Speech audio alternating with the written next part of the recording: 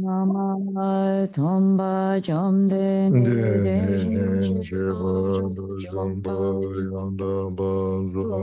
Sangye Ripanda Baje Baje Denge Bege Budu Yalo Yuvala Name Balada Me Namge Dom Sangye Jomden De Belgia Washagya Tupa Shaksel Chudu Yapsu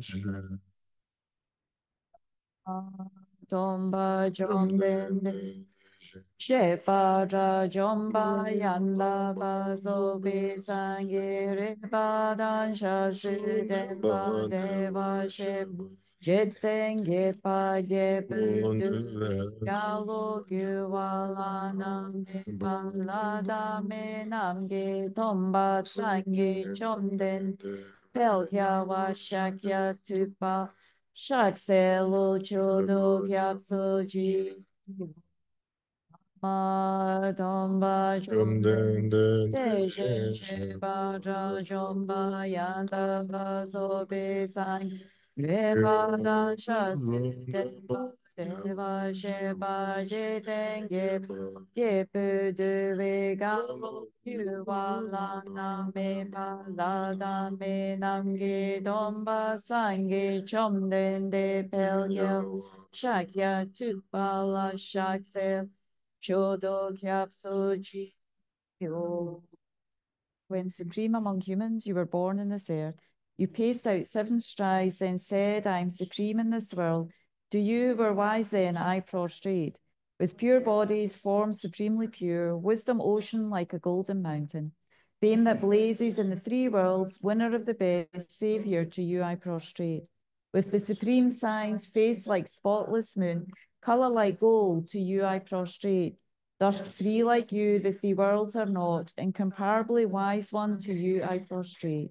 The Saviour having great compassion, the Teacher having all understanding, the field of merit with qualities like a vast ocean, to you, the one gone to thusness, I prostrate. The purity that frees one from attachment, the virtue that frees one from the lower realms, the one path, the sublime pure reality, to the Dharma that pacifies, I prostrate. Those who are liberated and also show the path to liberation, the holy field qualified with realizations, who are devoted to the moral precepts, to you, the sublime community intending virtue, I prostrate. Do not commit any unwholesome actions, engage in perfect wholesome actions. Subdue one's own mind. This is the teaching of the Buddha. A star, a defective view, a butter lamp flame, an illusion, a dewdrop, a water bubble, a dream, lightning, a cloud. See all causative phenomena like this. By these merits may transmigratory beings attain the state of all seeing, subdue the enemy of faults, and be freed from the ocean of samsara, disturbed by the waves of aging, sickness, and death. The indescribable, inconceivable, and inexpressible perfection of wisdom, unproduced, unceasing, the nature of space, object of the uniquely knowing transcendental wisdom. To the mother of the victorious ones of the three times, I prostrate. I prostrate to the three noble, rare, sublime ones, as stood I here at one time. The Bhagavan was dwelling on Masaville Church Mount in Rajagriha, together with a great community of monks and a great community of bodhisattvas. At that time, the Bhagavan was absorbed in the concentration on the categories of phenomena called profound perception.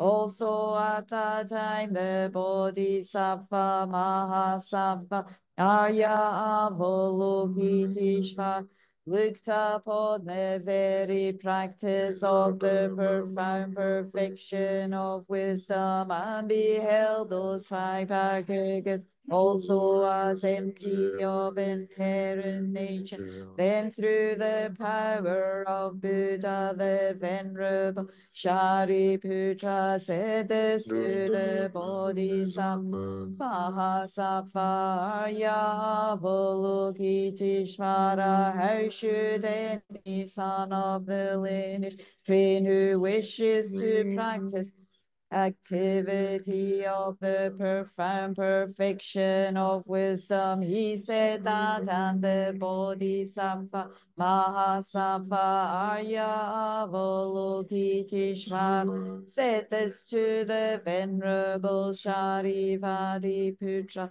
Shariputra, any son of the lineage or daughter of the lineage who wishes to practice the activity of the profound perfection of wisdom should look upon it like this, correctly and repeatedly, beholding those five aggregates also as empty of inherent nature. Form is empty, emptiness is not other than form. Form is also not other than emptiness. In the same way, feeling, discrimination, compositional factors, and consciousness are empty. Shariputra, likewise, all phenomena without characteristic, unproduced, unceased, stainless, not without stain, not deficient, not fulfilled. Shariputra, therefore in emptiness there is no form, no feeling, no discrimination, no composition, no factors, no consciousness, no eye, no ear, no nose, no tongue, no body, no mind. No visual form, no sound, no odor, no taste, no object of touch, and no phenomenon. There is no I element,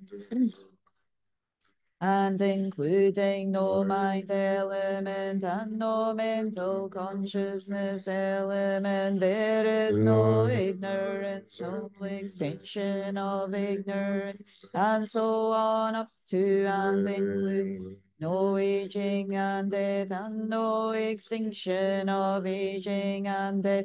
Similarly, there is no suffering, origination, cessation, and path. There is no exalted wisdom, no attainment, and also no non-attainment. Shariputra, therefore, because there is no attainment, Bodhisattvas rely on and dwell in the perfection of wisdom, the mind without obscuration and without fear, having completely passed beyond error, they reach the end point of nirvana. All the Buddhas who dwell in the three times also manifest completely awakened to unsurpassable, perfect, complete enlightenment in reliance on the perfection of wisdom. Therefore, the mantra of the perfection of wisdom, the mantra of great knowledge, the Antharbas mantra, the mantra equal to the mantra that thoroughly pacifies all suffering should be known as truth, since it is not false. The mantra of the perfection of wisdom is declared. Hayata gati gati para gati para samgati bodhisoha. Shariputra the bodhisattva mahasattva should train in the profound perfection of wisdom like that.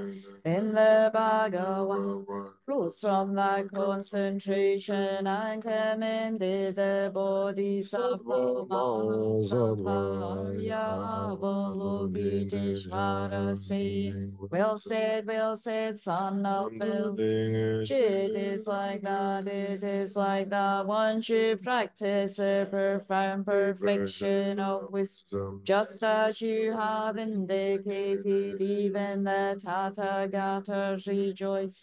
The Bhagavana being thus spoken, the Venerable Sharivadiput, the Bodhisattva Mahasattva Avalokiteshvara, and those surrounding in their entirety, along with the world of gods, humans, asuras, and Gandharvas, were overjoyed and highly praised that spoken by the Bhagavan. From the holy supreme realm of Gachara, you who possess powers of clairvoyance and magical emanation, look after practitioners like a mother looks after her children. To the host of Dakinis of the three abodes, I prostrate. Akasamaratsa Shadara Samarayape. Akasamara.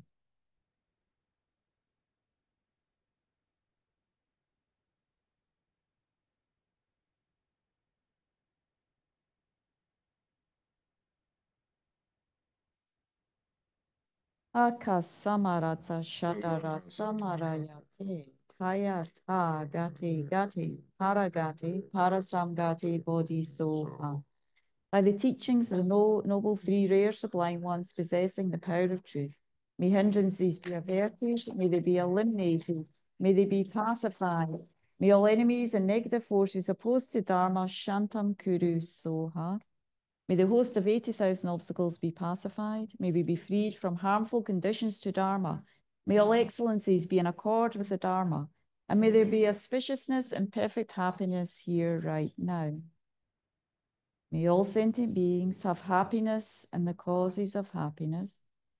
May all sentient beings be free from suffering and the causes of suffering. May all sentient beings never be separated from the happiness that knows no suffering. May all sentient beings abide in equanimity, free of attachment and hatred for those held close and distant. Mandala. O Sajipo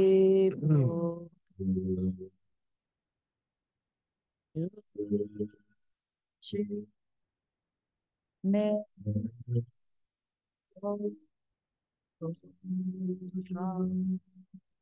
Re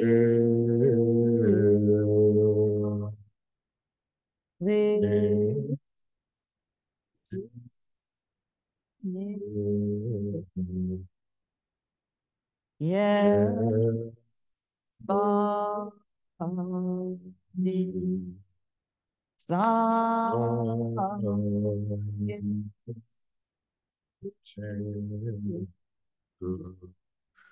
me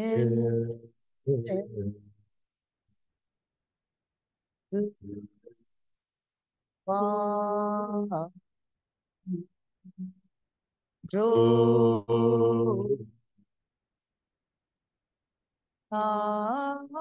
da shi na chu ba shu ke tsunama da ba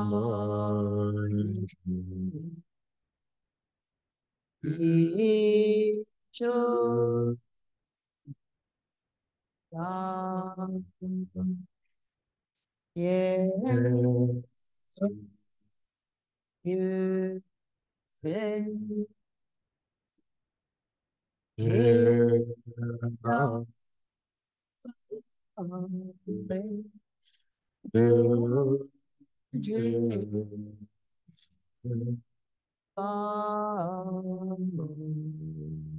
Sambe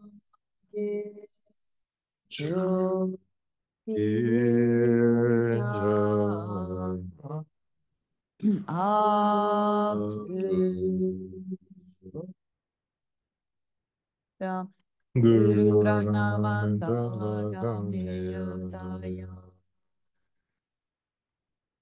Sangye chodam soye chonam la janchu bardu dagi kyapse chi dagi chenyenge be sonam ge drola penje sangye parsho sangye chodam soye chonam la janchu bardu dagi kyapse chi Dagi chenyenge peso namgi Ungjola benje zange. I take refuge until I'm enlightened in the Buddha, the Dharma, and the Supreme Assembly. By my merits I create through listening to the Dharma. May I become Buddha to benefit transmigratory beings.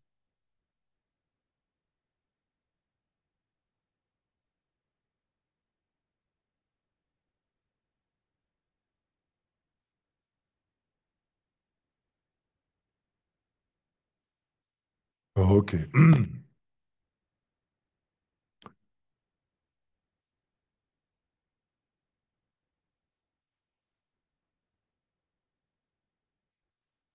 Ramjam surab guna dawe mi gasan tabar dhube jungwa jo zebe gebe tabgi zeba ye sense shinyi namla guja tse kunzo gele chibe dhumbe go tayo dhube rawa gongwe zumali shishe shishe sebe do chage zu tela guja tse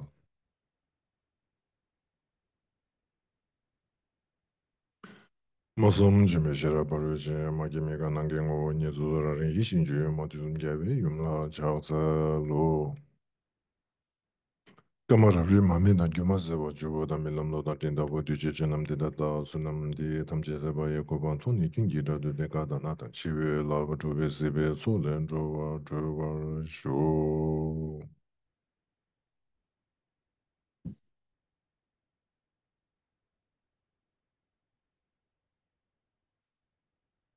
Kangi dinjin dewa jo ngaba meba geme ba cheba meba tameba hongwa meba jo meba tade teme tenche mi treba ngi jeje denba zobe sangi manam ki tamba tela chasa lo.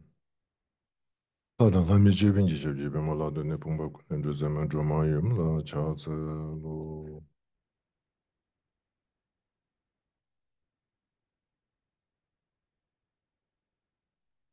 Okay.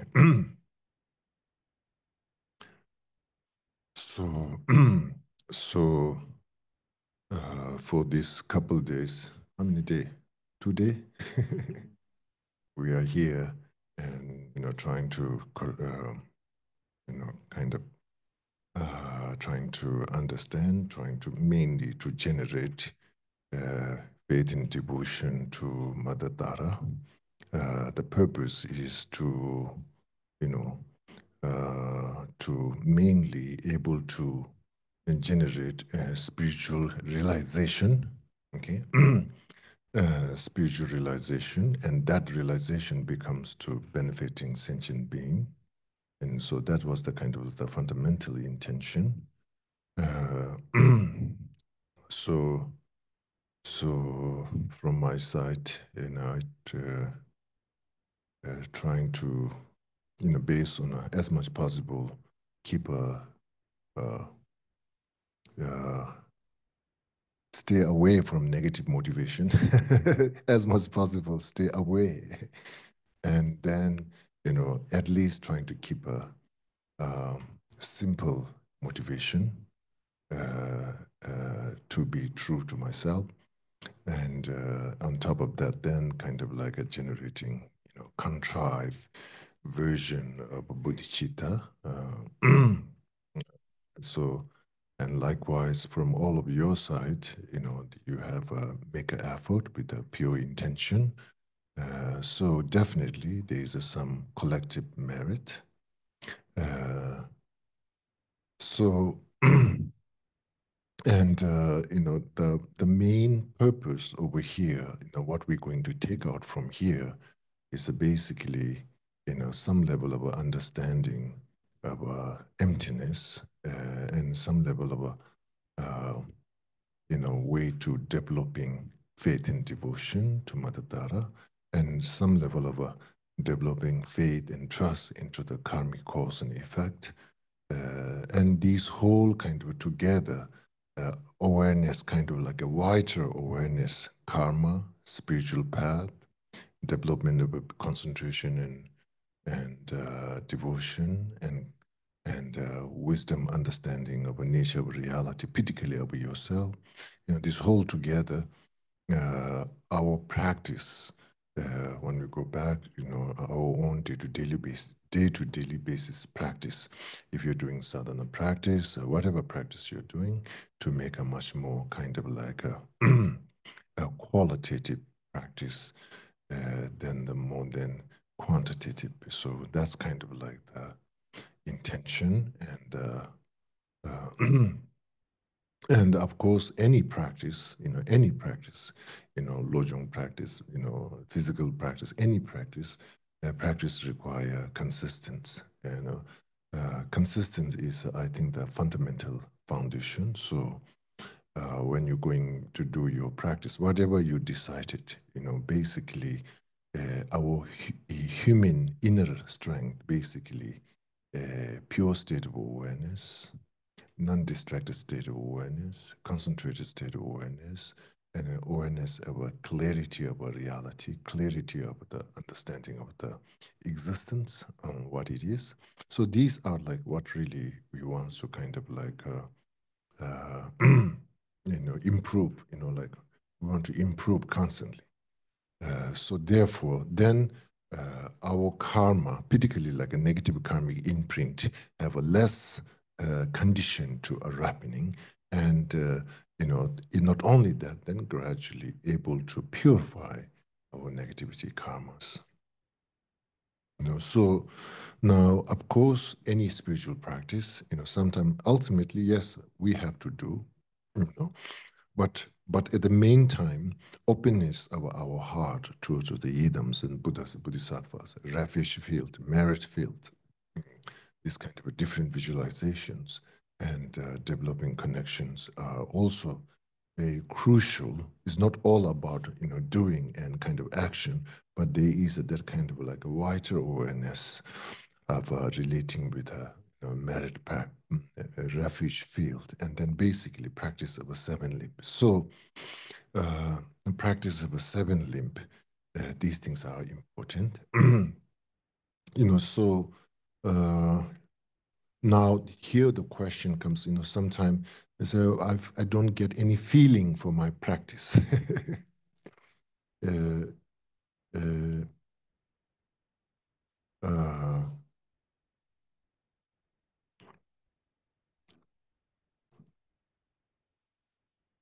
you know, mm,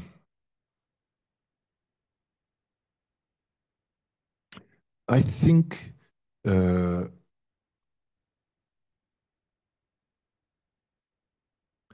how we can relate it with our practice much more effective is the first thing, the motivation, I think, how we set our motivation, how we set up our motivation day-to-day basis. The way we're setting motivation, once our motivation is really set well, then we have the lineage blessings and we have those all the commitments or whatever we're going to practice. And then I think the motivation plays a very, very important role. Motivation, sometimes if we're any practice we do, um, and motivation, something that motivation basically is,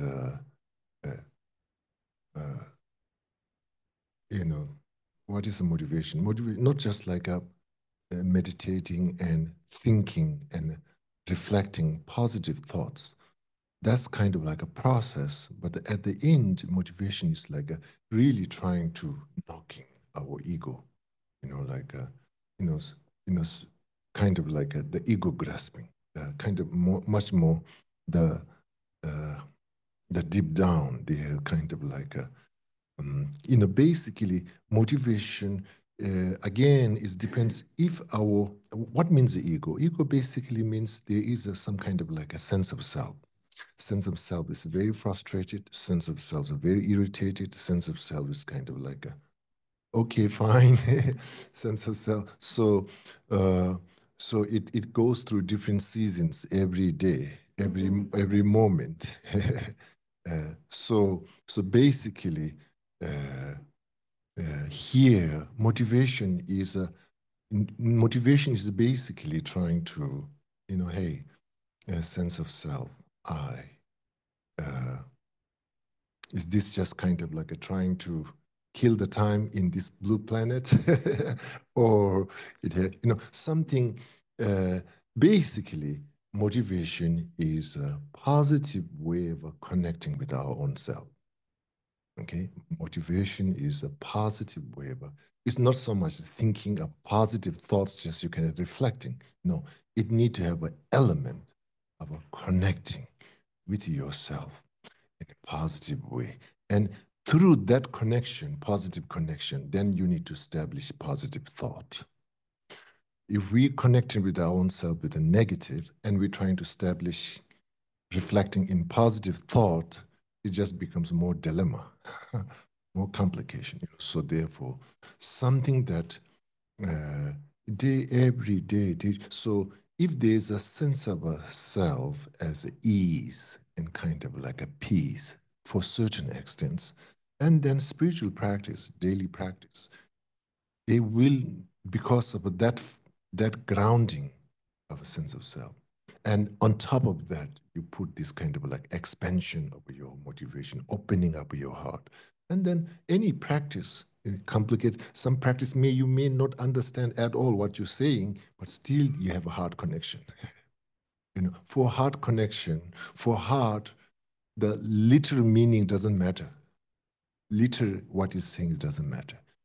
Everything. You can have a really good connection, heart connection with a tree. Tree may not say anything.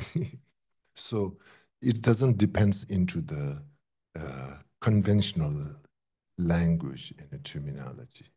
So therefore, I think fundamentally, that kind of like, I think making that kind of like a keeping in heart, motivation is something that in the first place, motivation's first place, it works with the I, with the self, kind of encouraging. Come on, let's do it. Encouragement is uplifting. And they're basically really trying to overcome negative perspective of yourself. This negative sadhana. Oh, I'm not, trying to eliminate that sadhana and bring new sadhana. And basically, that's I think is a fundamental and sense in a sense of self in the ease and that kind of in states. Any sadhana, any practice, you just kind of like that kind of like a approach into the practice that maybe you don't understand. Practice as a demand, not necessarily to go detail, but there is a fundamentally drawn. It's kind of like there's the basically it nurtures your Buddha nature. It nurtures yourself. That's the blessing. So negative sense of self feeling, then you close door, shut down all the blessings. Even like a positive motivation, you just kind of glimpse of a fresh breathing, but again, it's just closed down very quickly. So therefore, uh, really kind of transforming our negative reflections, transforming. We need to, that's a lojong, it's very important, like constantly observing, seeing, and transforming. And then also like a, some way to our view of ourselves need to be, of course, more expanded and understood, transforming more into the understanding. So, so I think these kind of like a, kind of like a, mm, basic mindfulness awareness. And with the mindfulness awareness, and then there's a sense of gentleness towards to yourself. And that becomes, based on that kind of environment, you set up motivation, positive motivation, bodhicitta motivation, and any simple practice. There's a sense of light and joyful, and there's no like so much expectation and demand and rejections and push and pull, and then kind of like thinking about what another options are. We mind kind of unsettled, our desire around karma constantly becomes dissatisfied. There's constantly, so therefore, uh, how to make our practice, kind of like a much more, how you say, effective for yourself, doesn't require strong concentration, doesn't require understanding everything, the detail of the sadhana, doesn't require, fundamentally, the environment, the awareness environment, when that is more grounded, based on a positive connection with yourself. So therefore, in the Lamrim, such as a meditation in a precious human rebirth, is basically, it's not trying to praise yourself, but basically trying to see a positive perspective of yourself.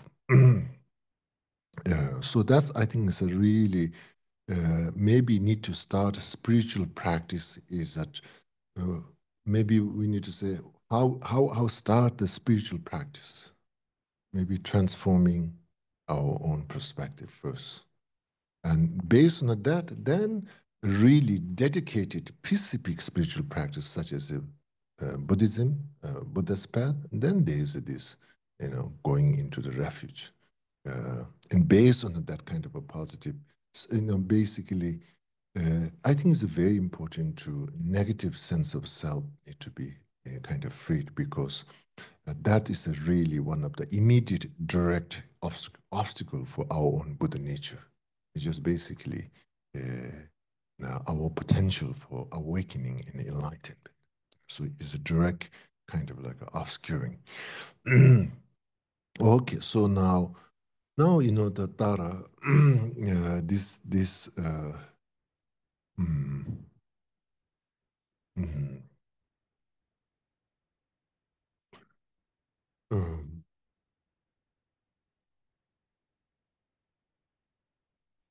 the Tantra of Tara teaching. There's some of the teaching was given by the Avalokiteshvara in the Pure Land, Potala. So, and the based on these kind of teachings, and then there's a, you know, kind of like propagating of the Tara teachings. Also, Nagarjuna have done, and also later on, the Surya, the Lobinyima Beba, these Indian masters.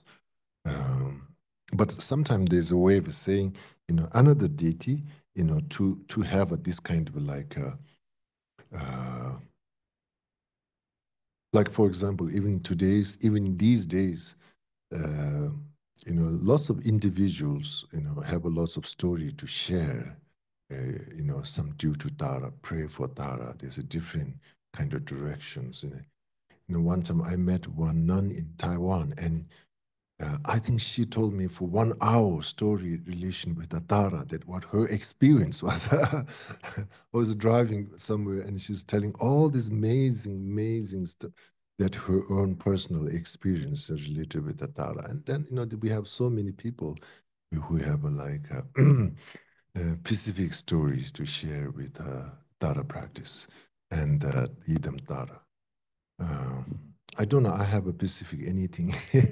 So far, nothing happened.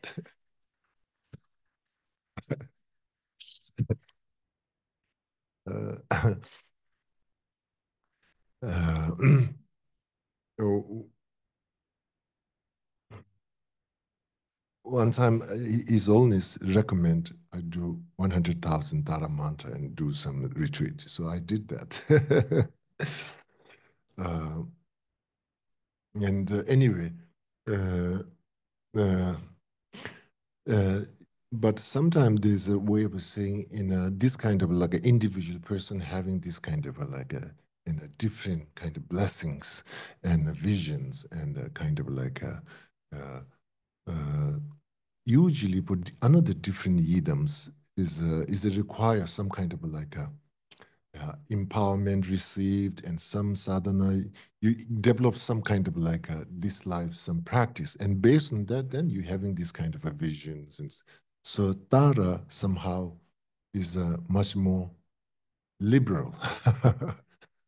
Not too like it doesn't require to do all the sadhanas and a retreat, and even individual person who haven't know about the sadhanas and initiation still can having these visions and kind of like a guidance and so on and so forth. So that's kind of like one of the and then sometimes they're saying that in a Tara's tantra that is related with the Tara, that never kind of like sometimes teachings, they go I say increase and then kind of disappears. And but Tara Tantra, I think somewhere it's kind of like consistently until now. It just kind of like keep continued.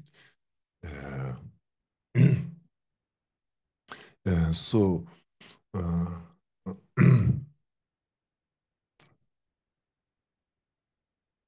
okay. So anyway, it is as yesterday mentioned. It have a Kriya Tantra version and Hayava Tantra version. So now any Tara, like really to get more into the not just receiving blessing, but that kind of like your karmic connection with the Idam Tara to making progress into your own spiritual journey, the path. That's really the important part. Uh, so, so therefore, like a different sadhana, we do the sadhana practice, and any kind of a yidam sadhana practice, uh, uh, tumulamjang, the common path, which is in a practice that Lama Zopa Rinpoche and put together. It have the lamrim. That's very important. Um, lamrim or lojong or whatever is basically that's match your yidam practice. Based on these motivation. These are my motivation to generating those realization, and based on that, you have a karmic connection and you have a devotion, and then based on that, then kind of gradually entering into the sadhana practice. So any kind of a Tara mantra recitation with a visualization, I think is a very important, like a motivation need to be kind of reflected. So really kind of like a free requisite is a mandatory to have a motivations to, benefit sentient. Okay, so that's kind of like you start from there. You start from very profound motivation. You start from that kind of a ground. So then, based on that, so in the essential into the sadhana, any kind of sadhana, then in particular in this Tara sadhana, uh, it's a basically meditate, faith in a devotion is just kind of like karmically there. And then, meditation of emptiness, that kind of need to be, to go deeper into the sadhana practice. Then meditation of emptiness of yourself and phenomena, all existence. There's an emptiness meditation. This becomes really important. And then there's a visualization of a self-generation and front generation. You know, basically, sometime once you have empowerment and everything, then it permits generating yourself as a Tara, and you are kind of like almost, you know, uh, you know, uh, kind of there's no single doubt in yourself that you are not Tara. And that process is also generated through meditation over emptiness over yourself. So basically, generation of yourself as a deity, the success rate is fundamentally depends into the meditation of emptiness of yourself. This karmic being, this conventional being, need to be kind of how you relate it psychologically, aware, that's kind of like a transforming into the dissolving into the emptiness and through the state of emptiness.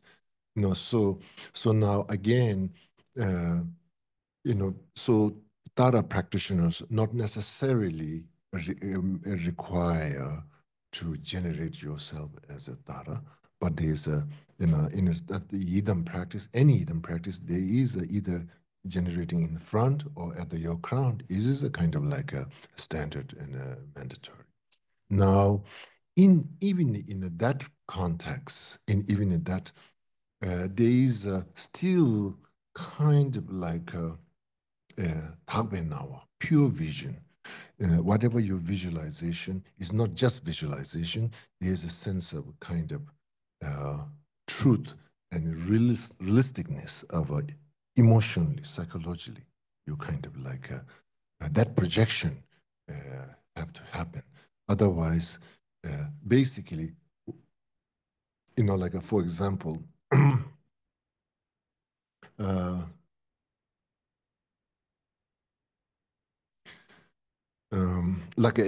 for example, when you visualize Tara in front of your space or on any your crown, here is the your connection and your devotion. It is the progression of the visualization moving, like for example, as a guru, and as we go in the sadhana, guru, and guru's heart, there's a Tara and Tara's heart, all the syllable letters, and you went through kind of a process. Each process supposed to bring furthermore your faith and devotion much more deeper, much more deeper. So your daily basis, you're doing this kind of like basically familiarizing and making that connection more stronger and stronger. Even in one session at the beginning, yes, definitely I have a devotion, faith and devotion to Tara. The minute that you come through those steps, those progression, those visualizations, and it's supposed to bring, kind of much more stronger and deeper into your devotion. And that makes your concentration much more profound. And due to that, the deity yoga becomes very much more realistic and believable, for yourself. So, so basically, the sadhanas is basically training for yourself is a concentration and a pure vision and a devotion and the wisdom. Let me put it in a four-way. Okay. Now, the majority time where you're going to at the beginning in a sadhana practice, majority of the time where you are spending is not so much the recitation itself. Recitation of the mantra. It's not so much, sometimes there's a saying, once you kind of exhausted with concentration and the, pure vision of the visualizations, when you're kind of exhausted with that kind of like a state of mind to be, then almost sometimes a gombe kyono deba chavos, then kind of like a mantra recitation is the way you take a short break. Mantra recitation is expressed as a mantra recitation as a just kind of like more kind of relaxed and kind of like just go. Sometimes we feel like the purpose of a sadhana is really the accumulating of the mantra that goes to all that. We are number oriented. So the minute there's 100,000, then we are already wants to put in gear number 5 and really go fast. I have to finish 100,000, 100,000. Okay. And once you finish, then like, okay, what's next? So therefore, it makes sense. Lama Zopa Rinpoche already gives you several million for enough for 3 life.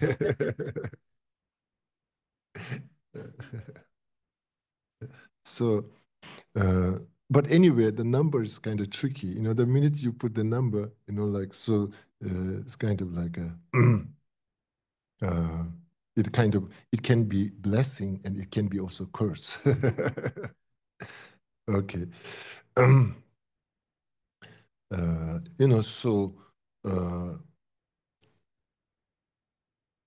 so basically, the deity yoga is developed based on that deity yoga. The deity yoga is basically pure vision of the deity, and if you do self-generation in your own pure vision of all yourself. So that pure vision to shift from conventional vision, that kind of like a very very conventional vision, to pure vision, to change any kind of like a perspective and way you're thinking, where you perceive, to shift anything is require some level of a concentration, some kind of any things, basically you convince somebody's at the beginning totally against, then you convincing. That convincing is basically you are bringing that person's attention in the same spot again and again and again. And the minute the person's attention stays into that, that's it, you're able to convince. So so therefore we tell stories to convince, to keep their attention straight into that topic. So therefore, at the beginning, although we're doing the meditation of emptiness as much possible, it is a kind of like a gradually built up. Everything is kind of gradual. It's not so much one thing happens, meditation, emptiness done, perfect. Now I'm just walking into the concentration. No, everything is a side by side you are developing. Kind of like a complementing. Your wisdom practice complements your concentration practice complementing. So it is a kind of gradually built up. It's a built up everything, So therefore, so in a sadhana meditation, particularly like a Tara and so on and so forth, the devotion is, I think, is the fundamental. But faith in it, the obstacle of a faith in the devotion is a reactive thoughts, the thoughts that's, you have a little bit kind of, then suddenly all this, 5 category distraction comes and kind of ruin everything. So distraction is the kind of one of the immediate direct obstacle. So therefore, uh, uh, in the main sadhana practice, in the essential sadhana practice, is basically you are trying to develop some type of a concentration. Main sadhana is basically you are developing some level of a concentration. And that concentration is built up based on so much wisdom awareness, and that concentration is built up based on so much faith in a devotion. That concentration was built up based on a pure vision. So basically, difference between into the Sutrayana. Sutrayana concentration doesn't require too much, like a pure vision and a devotion. Was not there's a in not that much emphasis that strong. So in a sadhana, what you're doing is you're bringing blessings of the idams, your own heart connection. And not only that, bringing your own practice of a wisdom awareness. And these hold together, you are trying to giving your time and effort to concentration. Uh, and even though the mantra recitation also you can utilize into training into the concentration. Mantra recitation, particularly in Kriya Tantra, it is emphasis. There is a section of emphasis that mantra recitation, not just the mantra recitation, you build up all these backgrounds, and then based on that, then recitation, mantra recitation becomes really. During the mantra recitation, don't try to meditate lamrim. Doesn't make sense. Sometimes I know some people, I'm doing the mantra recitation, but I need something to think. So I better to think about lamrim. No, mantra recitation is to develop concentration. Mantra recitation is and basically you are through that concentration, you are bringing more closer your heart and the Yidam's heart. Sometimes we say my body, speech, and mind, and Tara's body, speech, and mind become oneness. We express this, but basically, the more mantra recitation is much more focused to the heart. So when you develop strong concentration with the mantra recitation, and that brings, outcome from that kind of a concentration and that things really emotionally, psychologically, that kind of like a oneness feeling, your heart and the Yidam's heart, oneness feeling, it can be developed, okay? So now in a training in a sadhana, for example, particularly in a Tara sadhana, you go through the wisdom awareness, pure vision, and the devotion, that heart connection.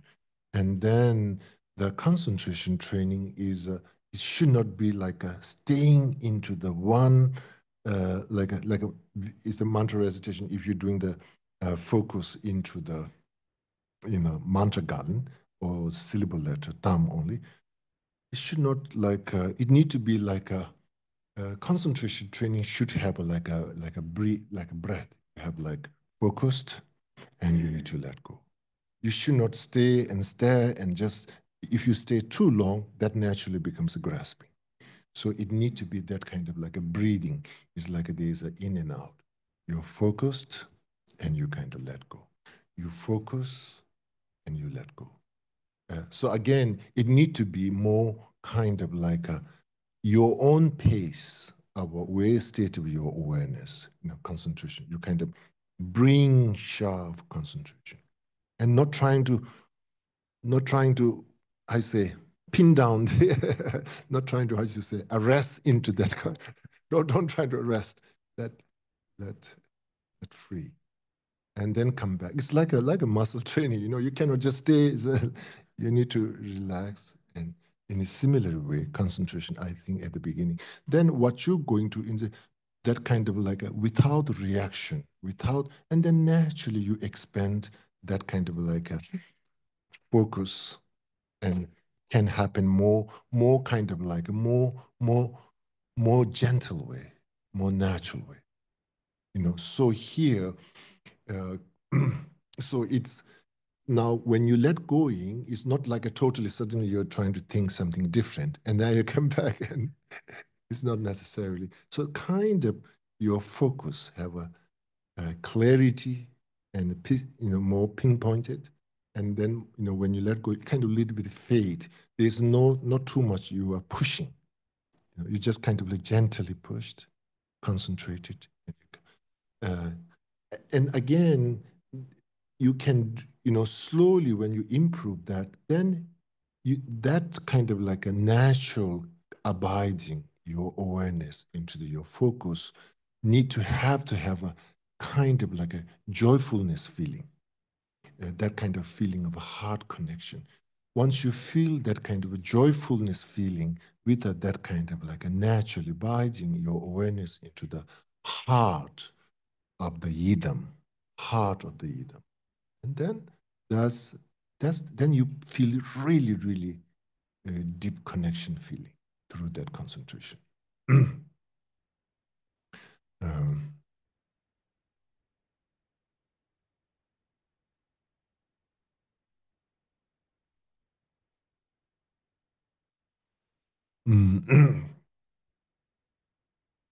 Now, so the main question comes,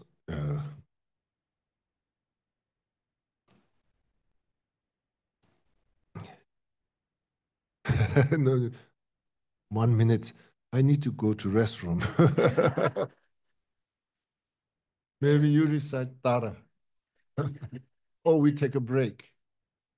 Yes, let's take a break. I drink too much water.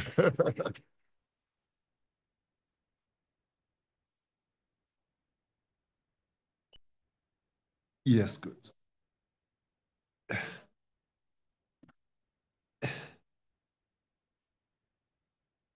The tea again? Okay.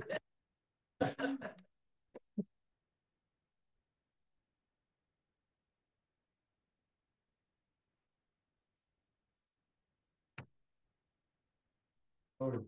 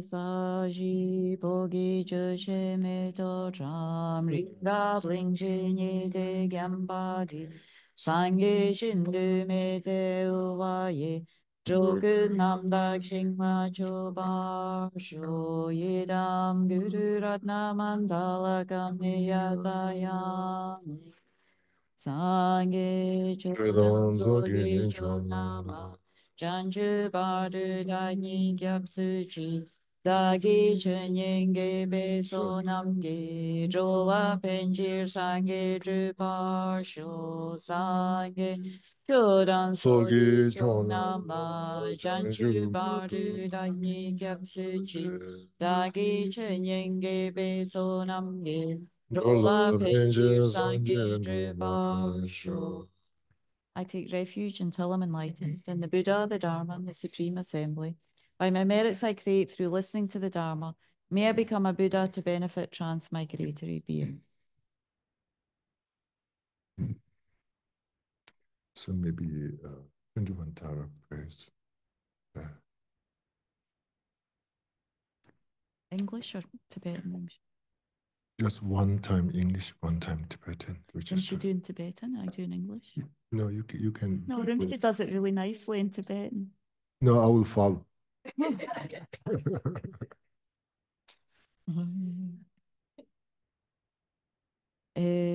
Page 18, or yeah, you can have it up there as well. The 21 Tara praises, Susie, page 18 in the prayer book.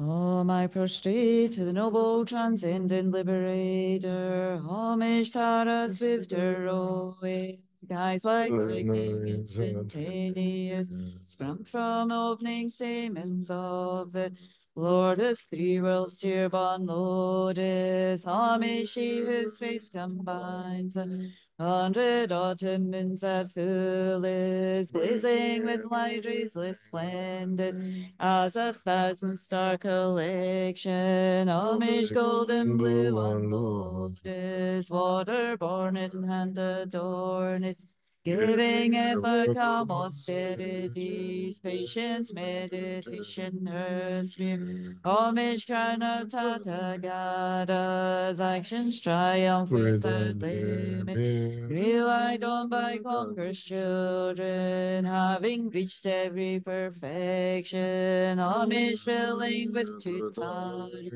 formed as our direction and space, trembling with her feet the seven worlds, able to draw forth all beings. Homage worship by the all Lord. Chakra Agni Brahma Maru, honored by the hosts of spirits. Akshizars Gandhavas Yakshas, homage with their triumphant signs, destroying false magic diagrams, her feet racing with our writing, blazing in a reaching fire blaze, homage to the very dreadful destroyer of Mara's champion, Shiva frowning lotus visage, who is slayer of all enemies, homage at the heart her fingers, adorn her with three jewel mudra, like three masses all excited, all directions fields adorn her, homage she so joyous, radiant, crown emitting garlands of light, with a laughing with Tutari, subjugating Mara's devas, homage she able to summon all earth guardians assembly, shaking, frowning with her home sign, saving from every misfortune, homage crown adorned with crescent, moon all ornaments most shining, Amitabha in her hair not, sending out much light eternal, homage imagery the blaze like eon ending fire abiding, Rex life and joy surround you, troops of enemies destroying, homage she who strikes her ground with her palm and with her foot beats, scaling with the letter hold. Seven labels she does conquer, homage happy, virtuous, peaceful. She is filled this peace nirvana. She endowed on the soul, destroyer of the great evil. Homage she rejoice surrounded, tearing false bodies asunder, freeze with home and knowledge mantra, arrangement of the 10 letters, homage to the received letter of the shape of syllable, by foot stamping shakes its three wheels. Meru Mandaran Pinja, homage holding in her hand that here my moon of Tabali form, with twice spoken Tarambi, totally dispelling poison, homage she whom gods and their kings and the Kinnaras to honor are in all joyful splendor. She dispels bad dreams and conflicts, home issues to eyes bright with radiance of sun and full moon, with twice harder and two tardy. She dispels severe contagion, homage full of liberating. Power by the set of three natures, destroys those spirit actions, and raise corpses supreme to release traces with the root mantras and prostrations of our 21. Om Je Tzu Ma Pama Droma La Shak Se Loi Jak So Droma Nyu Ma Pamo Che Ne Ke Che Lo Da Rama Yuden Se Ge Shu Ge Shel Ge Yes Sa Je Will In Ne Yo Ma Jasa Da Ganda Wa Gu Tu Yavakini sebi shelma kama dodo sobana rabdu chevi ora bama jasa tsayin che yingi Demi jani namba gema jemba so duga tu shiva soba sendin choyo ni ma jasel dishin shibi soto Taye namba gyawa choma malu paro jemba tobe Gyawe segi shindu te ma jasel tu tara hanyingi Dodan jodan nanga gama jiden dubu shajinente Luba me baguba numa jasel gesha mala samba Lilana Seva Jujoma Jumbaru Vajisananda No Jesoji Dene Doma Chansa Jujun Chanda Bigi Haro Dugara Dujoma Yigen Yugi Shigi Nete Meba Chuba Jindu Bama Chansa Diri Chuba Jembo Dugi Pawo Namba Joma Jugi Shani Choye Den Tabu Tamshi Malu Soma Jasel Goju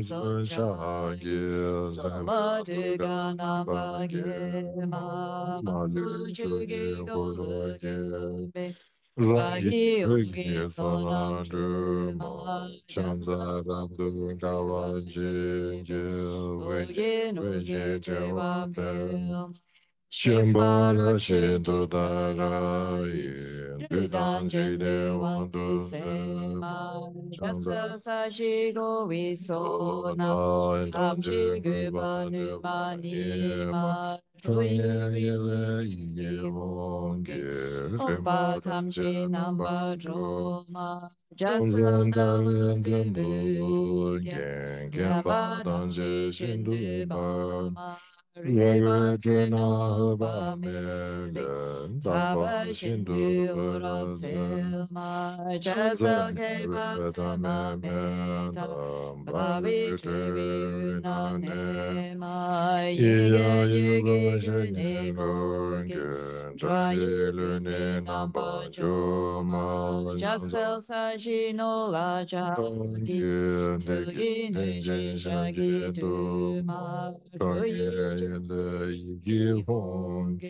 Rimba Dumbo Namni Gema Chanza Dema Gema Shema Nyanyi Deshe Choyo Nima Soa Hamda Yanda Dembe Deba Chembo Jamba Nima Chanza Gunhe Goranga Chai Lini Namba Gema Yigi Chepe Nani Gobe Reble Home Joma Nima Jasel Turi shani de Honge nambe sobu ni ma Bantara dambe Jeten sowa yawa ni ma Jasala yeso yo nambe Rita tacha cha nama Tara ni jembe jirige Dona malu pati selma Jasala yeso dam gelbo Padamiyam Chinde Chidema Gunen Gunigo Gujanga Jangawe Vajenge Jigi Soda Mila Sedambala Namba Nambase Selma Tanzani Jatsunye Wada Madawange Wagebe Chini Pula Urap Selma Harani Nijetu Jutu Tarai Tarai Shindu Shinana Drapurimni Selma Jasel Tanzania Deni Sonam Gobe Sunambe Shibi Shivatu Dudayandan Dayandande Dema Tola Dudarula no Nijen Josona Sona Jomba Jobata Turi Rapshonima Sabing Agito Bandi Badida Jasawani Nishun Nisusa.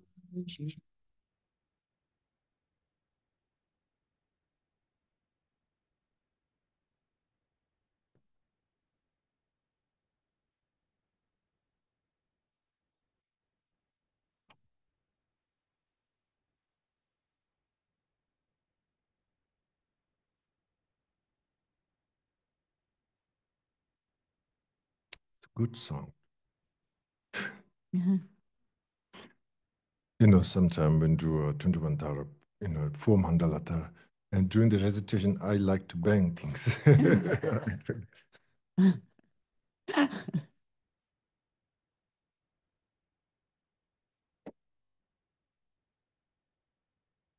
Just to add some soundtrack. Yeah, just offering. Just offering.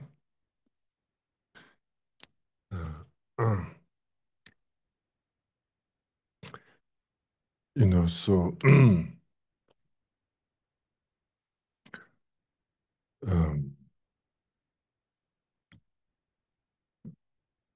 now when we're doing the, you know, I think it is a, you know, of course, the visualization, the sadhana, most of sadhana have a similar structure and a similar kind of like a processing and how to kind of training. Yes, most have a kind of a similar standard. But now over here, not only you're visualizing Yidam Tara, not only that, but also you have a strong devotion. But I think it will be also important to kind of reaching that heart connection through for Tara from some kind of like a motivation. In this context, I think it's not necessarily motivation have to be obtain enlightenment and so on and so. But I think this eight fear that Jigpa Geli Gyoba, that eight fear, you know, basically. Uh, uh, uh, uh, uh, you know, like one thing is the view of a transitory collection. Basically, that means the grasping of a self, you know, which is this kind of fundamental grasping of self becomes the foundation for any type of a karmic accumulation. Okay, so basically, I think this will be, you know, Jibage, the eight fear, you know, it have a kind of like those, how the Tara liberated.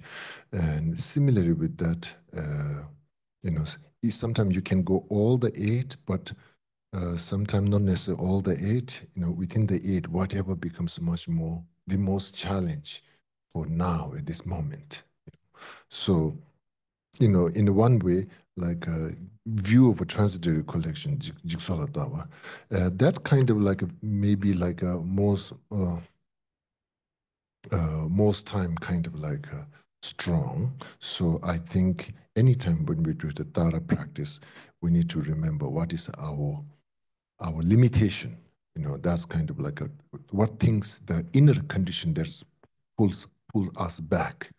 And that need to remember, and that's not general. This is related with a Tara specific prayers, like liberating from the 8 fears. And within the 8 fears, the first fear is a view of a transitory collection. There's a grasping of a self. Okay, and then I think the timuk, the ignorance, the inclarity. Now again, if you're going to do your meditation session, sometimes your mind is just kind of fuzzy and not kind of like a clear or not stable and these kind of things. Then maybe the second fear, specifically, that kind of like Tara have a specific liberating, that kind of blessing from that. And based on that, I think something we need to, I think the acknowledgement of our limitation and a karmic limitation, whatever we're facing. And you have this kind of heart connection for the Tara. Then you have the practice, the visualization, the concentration. So I think if we start just from the devotion, obviously, karmically we are devotion is there, but when we kind of are connecting with our own fear, our own limitation, starting from there, then I think it becomes much more kind of like concentrated, karmically speaking. Okay. So like if you're doing like a Tara sadhana every day, then like whatever, if there's a more like a like a frustration and anxiety and a kind of like a more kind of unsettling, that kind of like a tightness.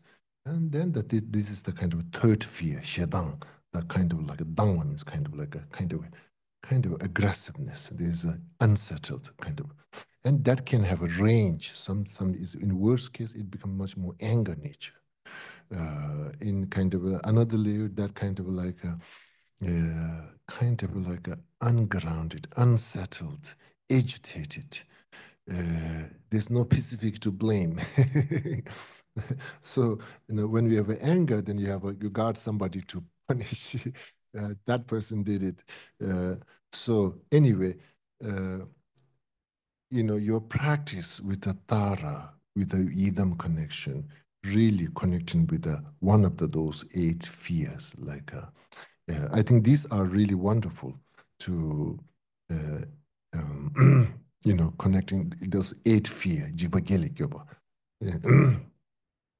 Jibageli Gyobas, so, protecting from the 8 fear. So basically, that kind of like a karmic manifestation where and then go to refuge potara, so it's the best, what you call in West, you have 12 step 12 step with the Yidam Tara. She will lead the 12 step. So um, um,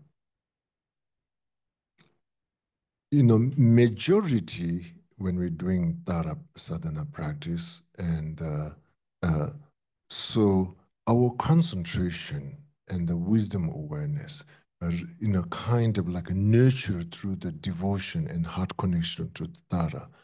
That also becomes one of the very practical practice. Plus, you have that. Basically, they all kind of nurture each other. Your karmic situation, your heart connection with them, they all are complementing each other. Your concentration, your sadhana practice, and that kind of like a transforming your karmic challenge. So it's need to kind of like all practice are kind of complementing. And in a Yidam practice, in a way, when you look at Yidam practice, I feel like although wisdom practices are very powerful, although the concentration practices are very powerful, the spine, like the body, in the body, like the spine, the which really holds everything together, the spine is that's like your heart connection to the Tara. That's the we call devotion or heart connection or faith. That's really kind of holds everything. Okay, uh, so And now, now we need to see, like, oh, only the recitation is the main thing, or the concentration is only the main thing. We should not, we need to be practitioner, ourselves need to be aware. There's so many cause and condition come together that my practice, this yidam practice, becomes much more effective to transforming my own karma. We need to see there's several cause and conditions.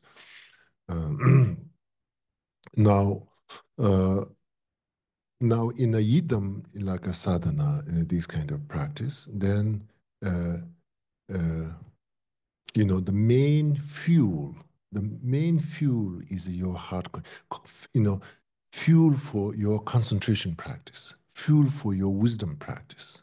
Everything need to drawn through your heart connection, the devotion to the yidam. Okay, and they also that concentration can also kind of like complement or help in deepening your own heart connection. Also, they are all a kind of like complementing each other. Okay.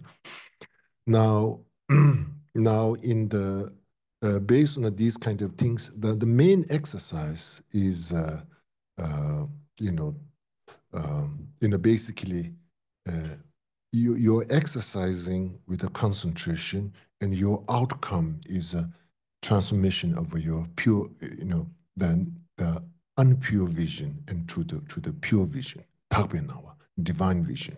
So, what's your what's your concentration is like kind of like a process, with a mantra recitation, with a visualization. This is just kind of like process. Concentration is a concentration. At the end of the day, your vision of a deity need to be transformed into a pure vision. It's not just mere visualization, but it's almost like a like a statue. Sometimes the statue, like due to your own faith in the devotion, your altar, it become kind of like not just like a matter. It becomes more, it manifests more than that due to your own state of awareness. In a similar way, concentration is, at the end of the day, we need to transform our vision, basically in the Tantra, the ordinary appearancing. Ordinary, basically, uh, what that really means is your discernment related with that visualization is from conventional discernment to divine discernment. Can we say that divine discernment? Okay, okay, good. So yeah, discernment, divine discernment. What that means? divine, divine. Huh? Your your discernment doesn't discern as a conventionality, ordinary. Your discernment, you perceive, you're basically, that, uh, mm,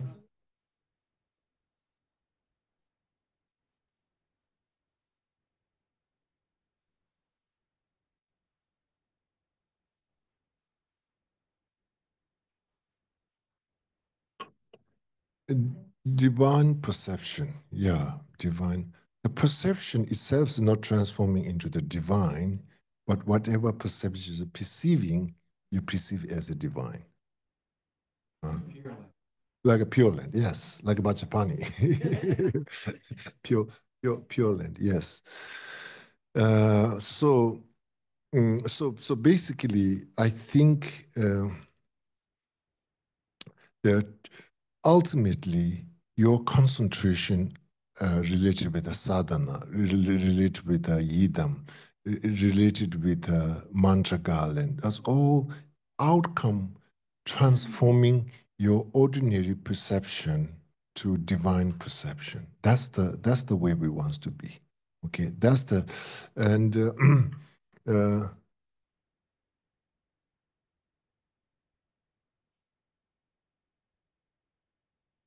and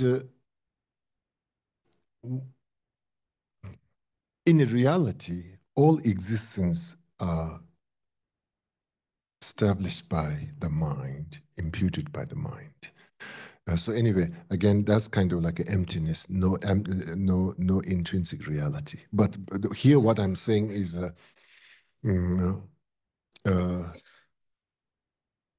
tamegi nawa and shemba, tamegi nawa, tamegi nawa and shemba.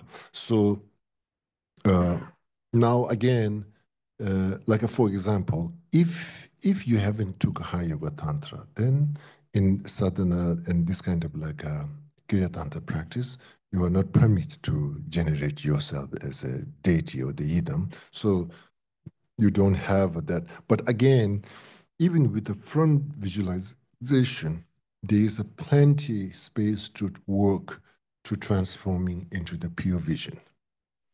Basically, the way you connect to the deity, not from the appearing, is much more from the nature, basically.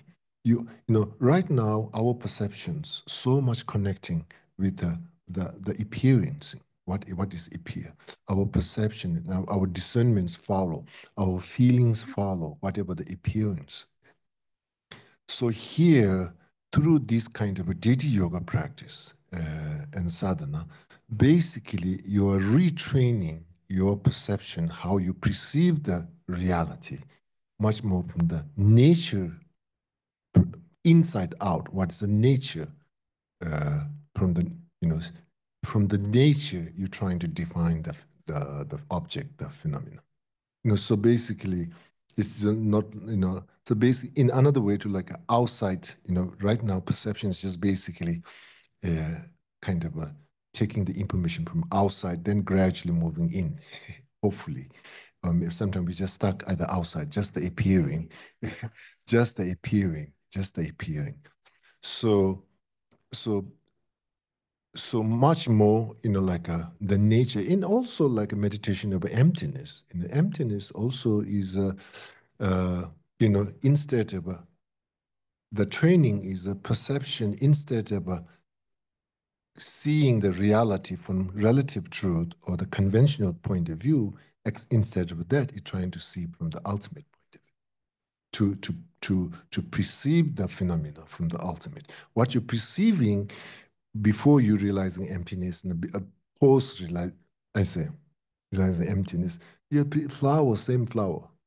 And basically, before you realizing emptiness, you perceive the flower from the, if we use the language outside in the conventionality, the relative truth becomes kind of like the first, how your perceptions are introduced.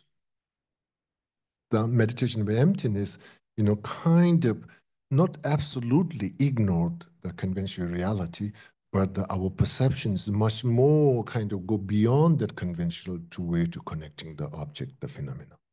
And now in the deity yoga, again, is kind of like a similar format. Instead, trying to see in the nature, in the essence, in the nature, it is nature of all the Buddha's enlightened activity, in the nature and then the aspect. Then you kind of, the aspect is just becomes where your awareness to rest. The how you connect to the aspect is much more through the nature. So basically, deity yoga is so when in a nature, and for that so much important, the meditation of emptiness also gives that kind of like a training, retraining our perceptions, how to perceive, how to discern, how to respond. So with a yidam, with a yidam in a deity practice, and then due to that, and basically your everything's in the first step, you don't see the duality of enlightened states. You don't see the duality of enlightened body, speech, and mind. Although you have a three separate syllable letter appears, but in a nature, it's just syllable letter hum. just is in the nature is just a home. Okay, so so now again, that kind of like so basically you're going to, uh, your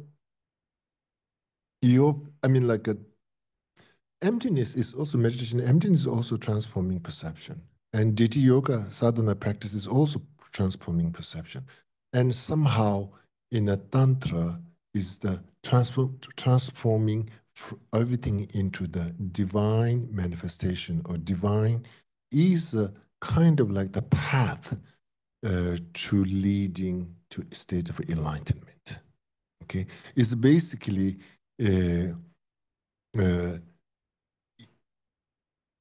so that now to get a little bit more, that transformation of a pure vision of a reality, self and the universe, uh, uh,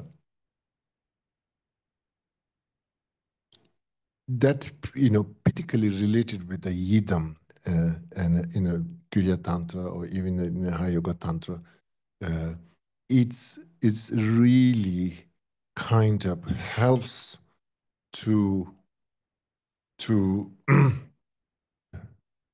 uh,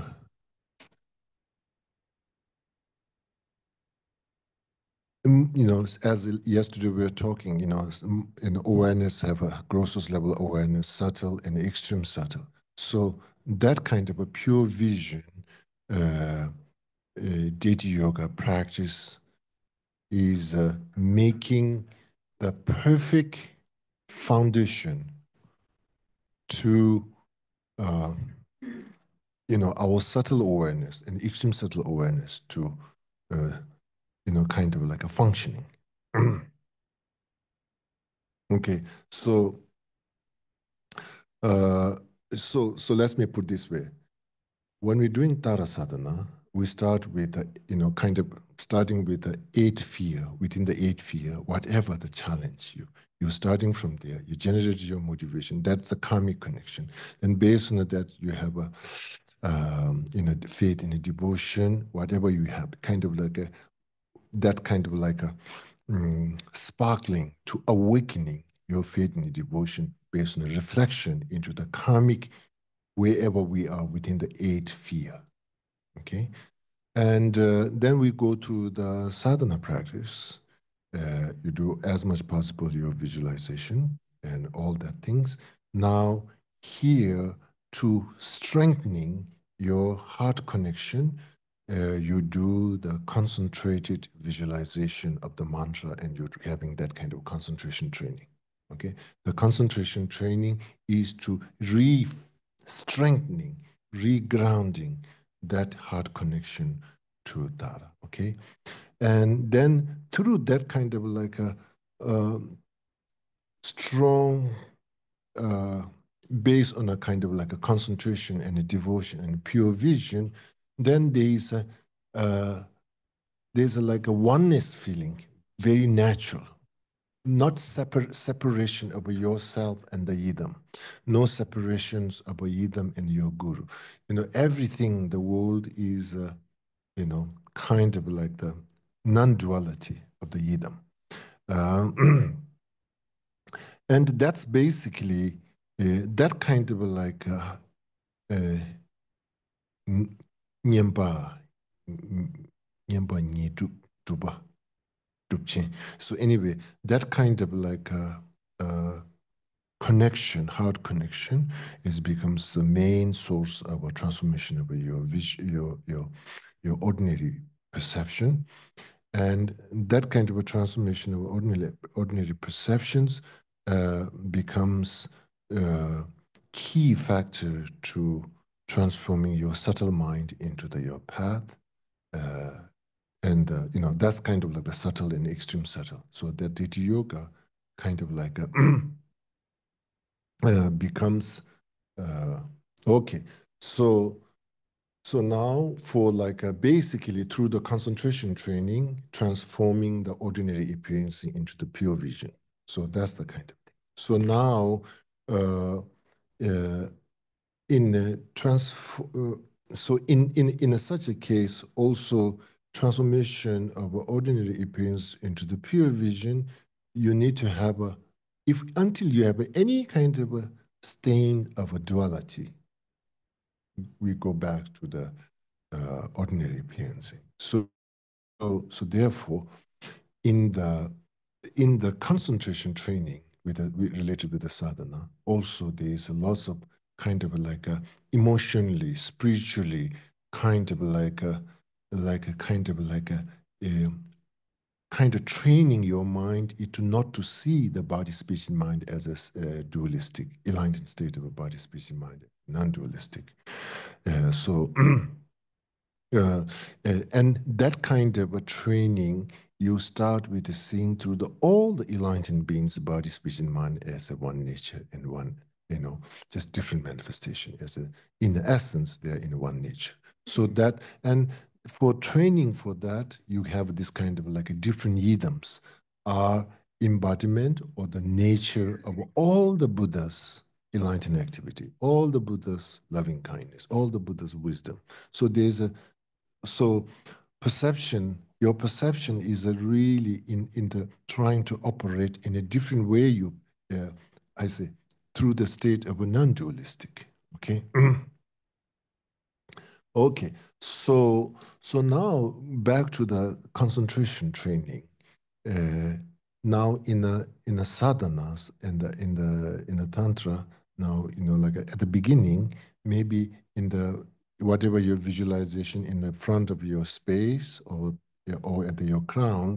So like for example, in a Tara case, like we have a first visualization of a syllable letter Om Ahum, the 3-syllable letter. So I think before you go to the syllable letter Tam and the Tara mantra, maybe started with your concentration training. You started with a 3-syllable letter, okay? Om and Ah, Om.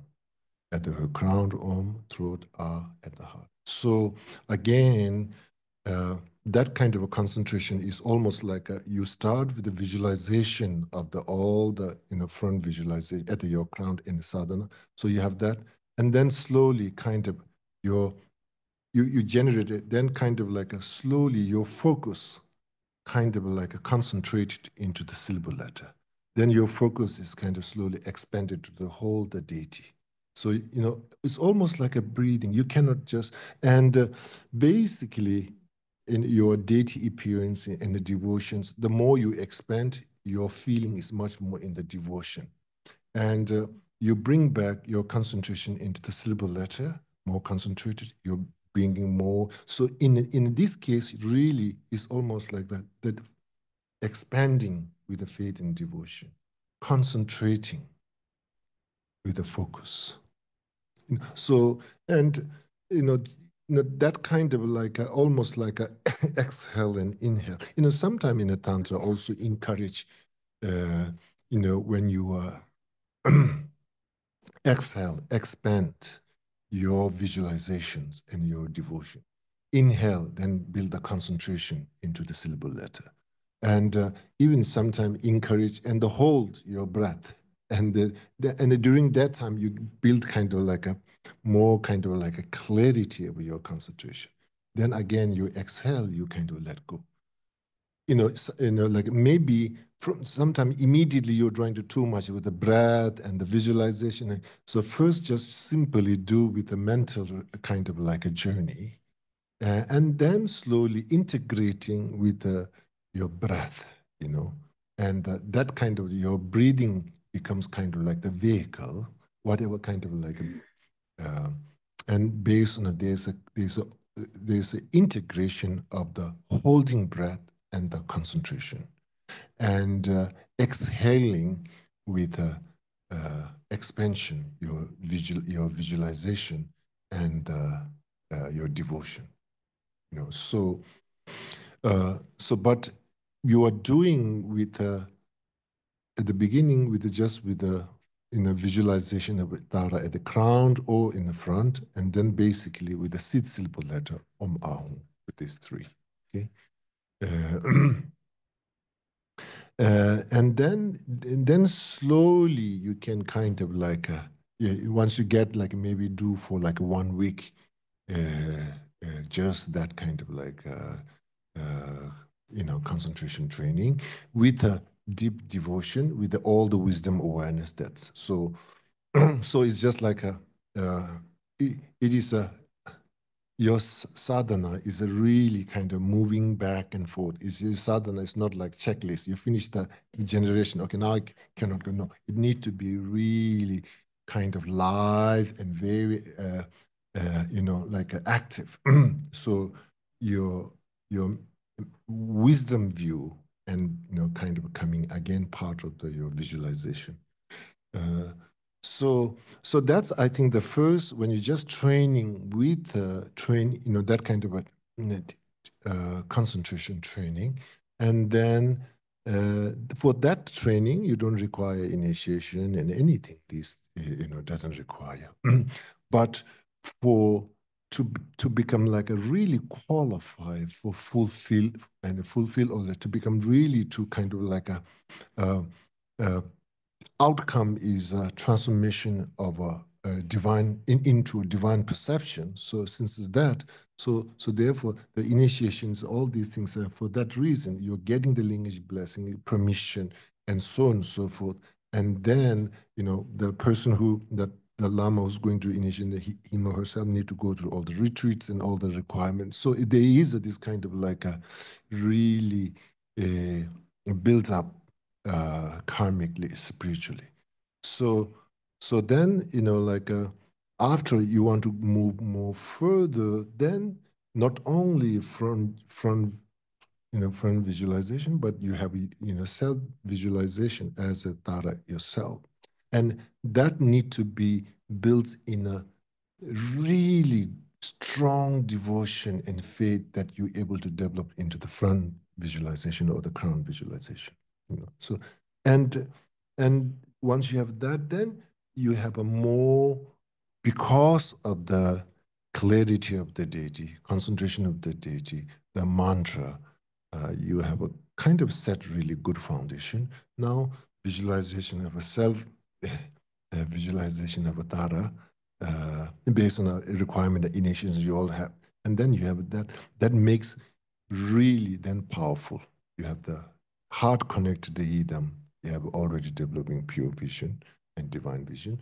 Now here, the I, the self, also uh, uh, uh, you know, transforming, mm, so now over here, what's happening is same thing. Now you are, you are not connecting with yourself with the positive from the precious human rebirth and so on and so forth, but basically inside out, deity yoga as a meditation of emptiness, just kind of like a clearing out all the obstacle of a conventional perceptions of yourself.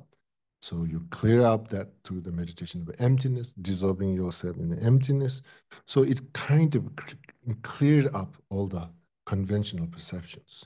And based on that, then you kind of connecting through your in a fundamental nature, primordial nature, which is a state of enlightenment from the ultimate point of view, from the Subhavakaya point of view, uh, yeah, you know,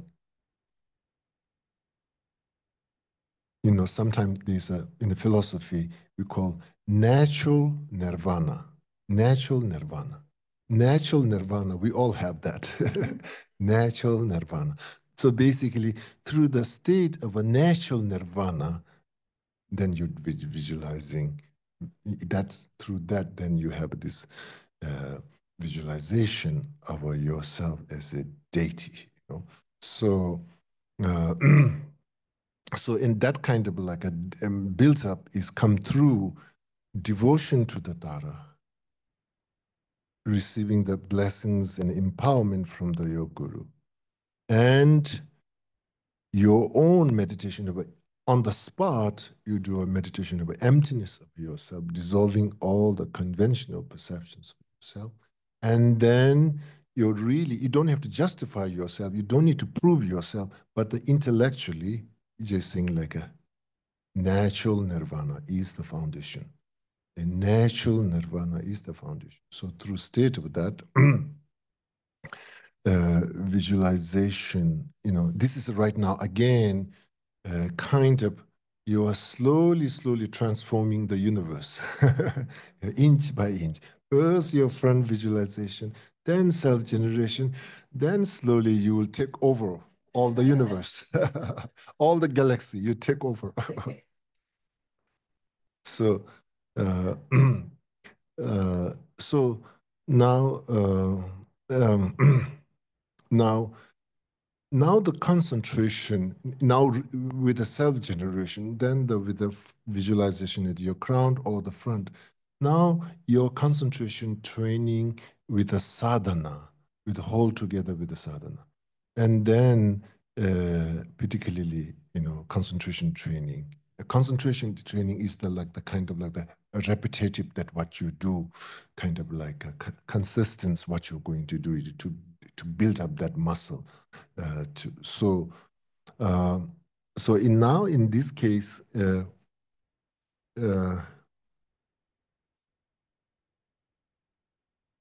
uh, even sometime in the initiation ritual, when you have a speech, Jenang most go with the body, speech, and mind. In a speech, you give the transmissions of the mantra, and during the transmission of the mantra, there's a visualization in the mantra garland coming from the Bhaja master and kind of entering into your own heart. So there's a kind of like a cycle, that kind of like, and then based on that, you do the repetition and receiving the blessing mantra. And then similarly, in a sadhana, when you go with the self-generation, and then we are training into the concentration training, then that have a similarity, you know. Basically, in that time, you're doing the concentration into your heart, but sometimes like it is a because it is a deity yoga practice. You are integrating so many the blessings, the yidams, and so many things. So like basically the the the you're focusing like again can be same thing, starting with the focus into your like syllable letters. You visualize yourself as a yidam, then you have a syllable letters, and kind of syllable letter, body, speech, and mind, that you don't have that kind of exchanging. But when the yidam, specific yidam, like a tara, specific yidam, when you're doing the mantra garland, focus into your heart, then there's that mantra garland kind of almost like you need to first visualize that mantra garlands kind of like enter through your crown and into your heart from the yidam visualization in the front, kind of. And into and kind of like establishing into your heart. And so there's a kind of like a process. Concentration is kind of like you pay attentioning, that kind of visualization, and then once that establishing that mantra gala at your heart as a visualizing as yourself as a deity, and here you just kind of build concentration and expand. And, sometime when you're expanding, the mantra garlands kind of go back to the visualization at the front. And so this kind of like interactiveness, very interactiveness with the front visualization. And, it's not so much you just visualize the mantra garland in your heart and just your focus. There's a constantly a front visualization, interactiveness there. And so again, that makes it keeps the pure vision in a divine vision, the yidam connection, so alive, so present into the your training, into the concentration. uh, so again, um, and basically, even sometime, okay, what happens during these kind of like so the recitation can go through 3 layers, verbal recitation and whisper recitation and mental recitation. So basically, once you establish the mantra galin into your heart, kind of uh, kind of a borrowing from the, this is kind of in the visualize coming from the Tara's heart and kind of like an entrance to your ground and establish at your heart. So there's this kind of like a karmic connection you are part of the visualization you're establishing. And, once you kind of like a developing the concentration, and once you kind of like a keeping your, that kind of a very a little bit expansion, then slowly your visualization comes more simple just to the mantra. And when you kind of focus, and during that time, it transforms your recitation much more mental recitation. Maybe more expansion and receiving during that time can be more whisper recitation or the verbal recitation. So your recitation have also rhythm. Okay, your recitation have also rhythm. Your concentration have also that rhythm, and based on that rhythm, it becomes much more kind of like alive. Okay, and basically based on that rhythm, build and through that rhythm, through that kind of a movement, uh, you know, that kind of like inspiration and faith and a devotion, you kind of deepening. Okay. And again, same thing. So these things you kind of like a gently, maybe one day you just do for, kind of like a, I think, like a, I think that if we go too fast, too fast ahead and just how to visualize the mantra, concentrate doing that thing, but if we forget the heart connection and the wisdom awareness, if that lose, we need to pay attention, very much pay attention to everything. Like a driving car, you have to pay attention. Many things, a little bit here, the dash is here. If you don't pay attention, suddenly your gas is finished. Surprise. Okay.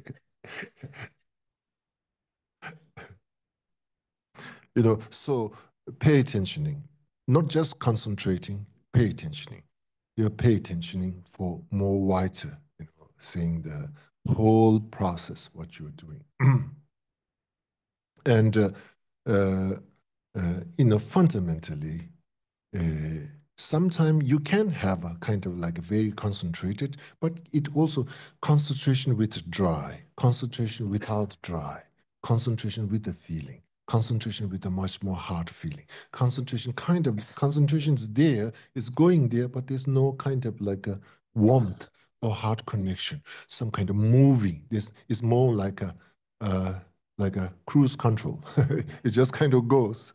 It's kind of like a muscle memory. It just kind of goes, one, and that's not so good. It just becomes then is becomes it is kind of so basically, not getting kind of that kind of a habit is important, because sometimes we feel, okay, it's just kind of, it's coming really natural. Oh, that's it. That's my practice. And that can happen also in a Shine meditation. Shine meditation, sometimes you just kind of like its stability is quite good. And you thought like, wow, it's good. But in a Tsongkhapas, one of the main advice comes in his Shine meditation is like, make sure you don't fall into the subtle mental thinking, which is a very similarly like a really concentrated state of awareness. So it's constantly that kind of like a reminding for us. So in the same way, there is lots of kind of like a heart feeling uh, uh, when you're training into the concentration. If you overdone concentration, that kind of like a practice, a recitation, uh, then like even in a sadhanas, they recommend that kind of like not to fall into the kind of obsess with concentration. It says like kind of like step back and go with a bigger visualization. And even sometimes just get out from the session and just kind of like be with the karmic reality. So it is constantly not not not falling into the kind of like a unbeneficial habit. No, so fundamentally, for example, in a concentration training and shine training, sometimes they say we get chest pain, long. uh, uh, that's and the one thing is a sign of where you are attached to your concentration practice. You want to kind of like you are pushing. Uh, so so in the Mahamud, I think looks like our karmic habit. You feel a little bit improvement, then you want to push more further. Maybe I can do better. Maybe, that's ego becomes so spiritual practice. Suddenly it's shift to the different department. Say, okay, let's do it. And it's just kind of crash. It crash. So here, even in a Mahamudra, is particularly it's in a conventional nature of mind, is the main emphasis is not falling into that kind of obsession, not falling into that, constantly, you know, constantly, even sometimes when you're reading the literature, it's like more emphasis into kind of like let go, let go, let go, let go. Don't, almost sometimes don't analyze, just, just by that kind of constantly let going, and then slowly you need to kind of able to witness the nature of a mind. Slowly you can able to see not only the conventional nature of mind, you're able to see the ultimate nature of mind. Our job is just to clean up and not accumulate it more. Looks like that emphasis. But uh, uh, so some teachers say, well, practically, if we don't kind of like a disprove the grasping, we will going to accumulate things from different way. So sometimes there is so everything end of the day is all about balance. Everything is end of the day is harmonious. It is that kind of like a balance. So karmic tendency, balance is also relatively need to establish. There is no standard intrinsic existence balance. So it's everything need to kind of in a relatively trying to bringing up.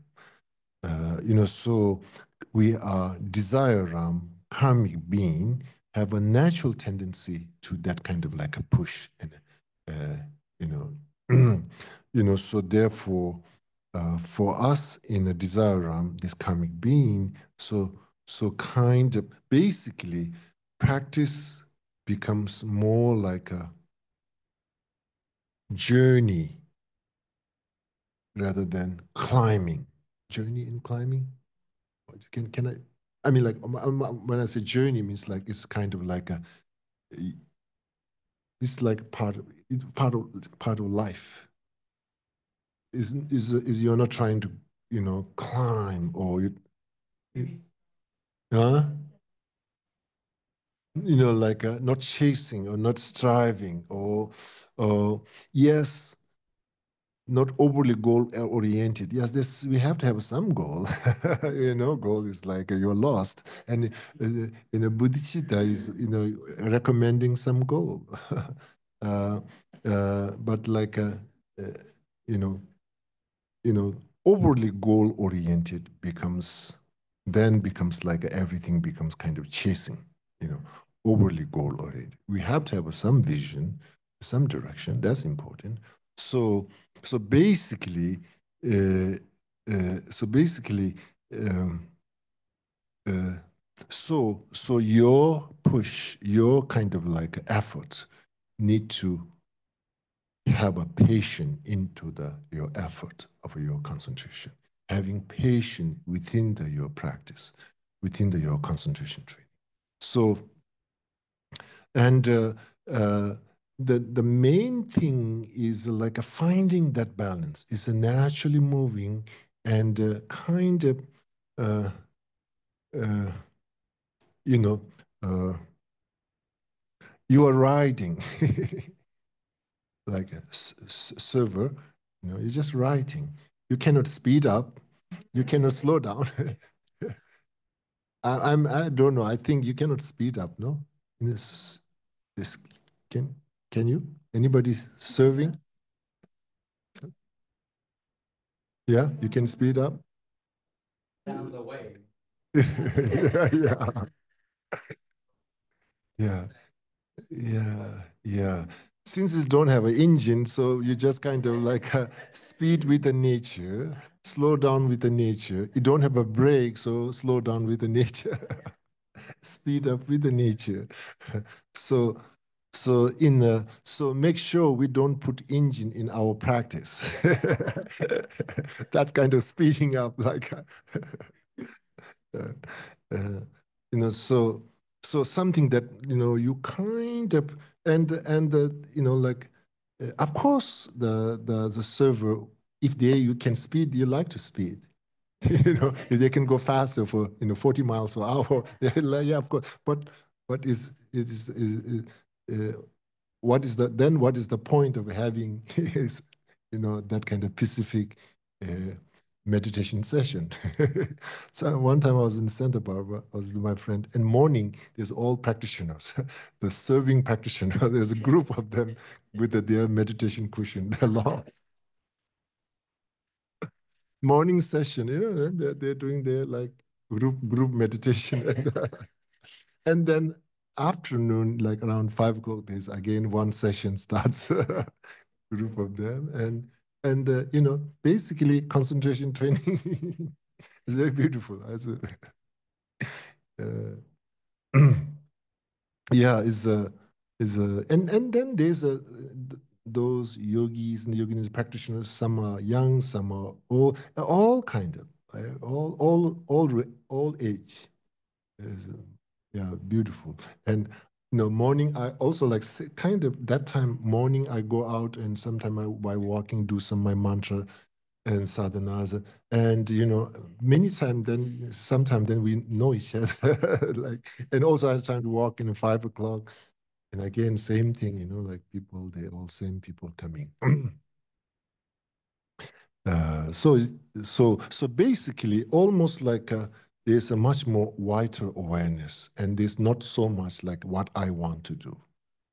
It's like all thing you are writing your karmic wave, and based on that, you cannot push too fast, and same time you cannot stop. Then what's the point of doing practice? So there's kind of almost like uh, integration and not so much pushing. So, and that's kind of like I think the many times we get into the lung, and the thing is like uh, uh, you know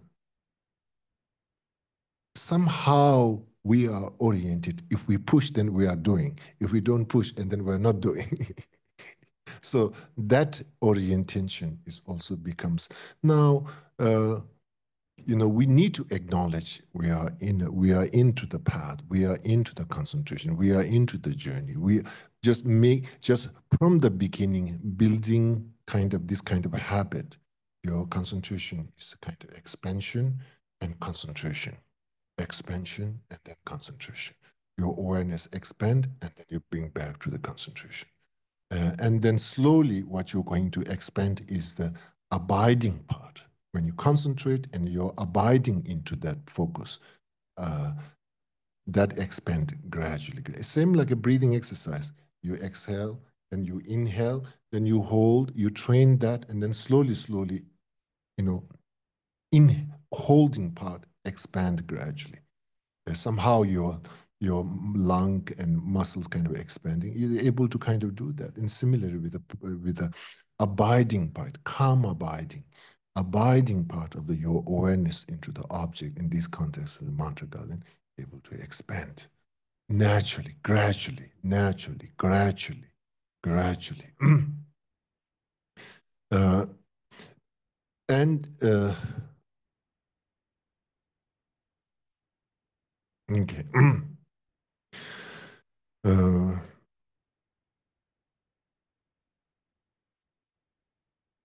then it also, once you gain some level of like a Tara Manta Garland into your heart and visualization and the concentration, you build a very balanced movement into your concentration process, very harmonious, not too much, not too little, that kind of, based on your own kind of like a process. Then it's kind of push your limits. Okay, now, like your concentration, not just the mantra, but the sound of mantra. Just the not the mantra shape, mantra aspect. No, now you have to kind of abide your concentration into the mantra, sound of the mantra. Yigi sulamikba, yigi dalamikba, yigi dalamikba. And here, what that is like, is that's like some, we have so many mantra songs in YouTube, and or maybe suddenly you're just kind of listening, or what that means, a concentration in the sound of the mantra. That concentration into the sound of the mantra is not so. This all are like kind of like by itself is nothing kind of like divine or something, but it just kind of like taking your concentration strength much more further. And that strength is a very much helpful for your deity yoga, the divine crowd, the divine appearance. And that also kind of becomes a fuel for devotion. And, basically, divine appearance, divine crowd really helps strengthening your devotion to the Idam. So that's now you are bringing a different resource to strengthening your pure vision, your yoga practice. At the beginning, you're bringing from your devotion and path, faith. Now later on, you're bringing from your concentration path and deepening your deity yoga practice. Okay.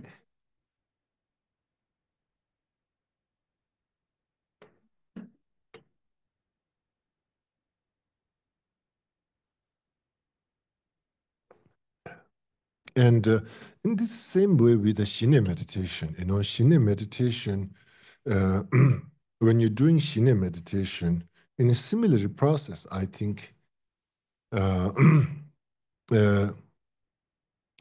it's, sometimes I think we misunderstood Shine meditation is kind of like it's a Shine means Shiva Nepa means calm abiding, abiding, your awareness able to abide. Uh, and that abiding is developed through training of a concentration. Concentration is not the outcome. Abiding, your awareness to abide, that makes you are much more present, much more focused, natural. Okay, so in the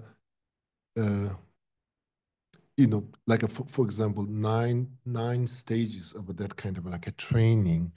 At the end of that training, what you are making is your state of awareness is to abide into the whatever your motivation is bringing, able to abide, calm abide, calm abiding, calm abiding, calm, calm. What that means, calm, calm, calm, or calm, calm list, calm abiding.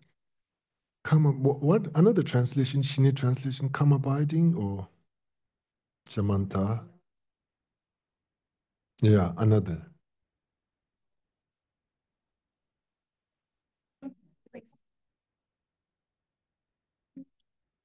Huh? Do to bite? Do, okay. Come abiding. Come abiding.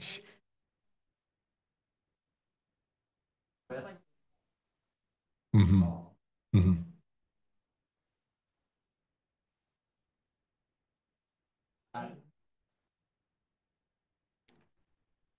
Yeah, calm abiding. So, uh, so basically, we need to kind of like, uh,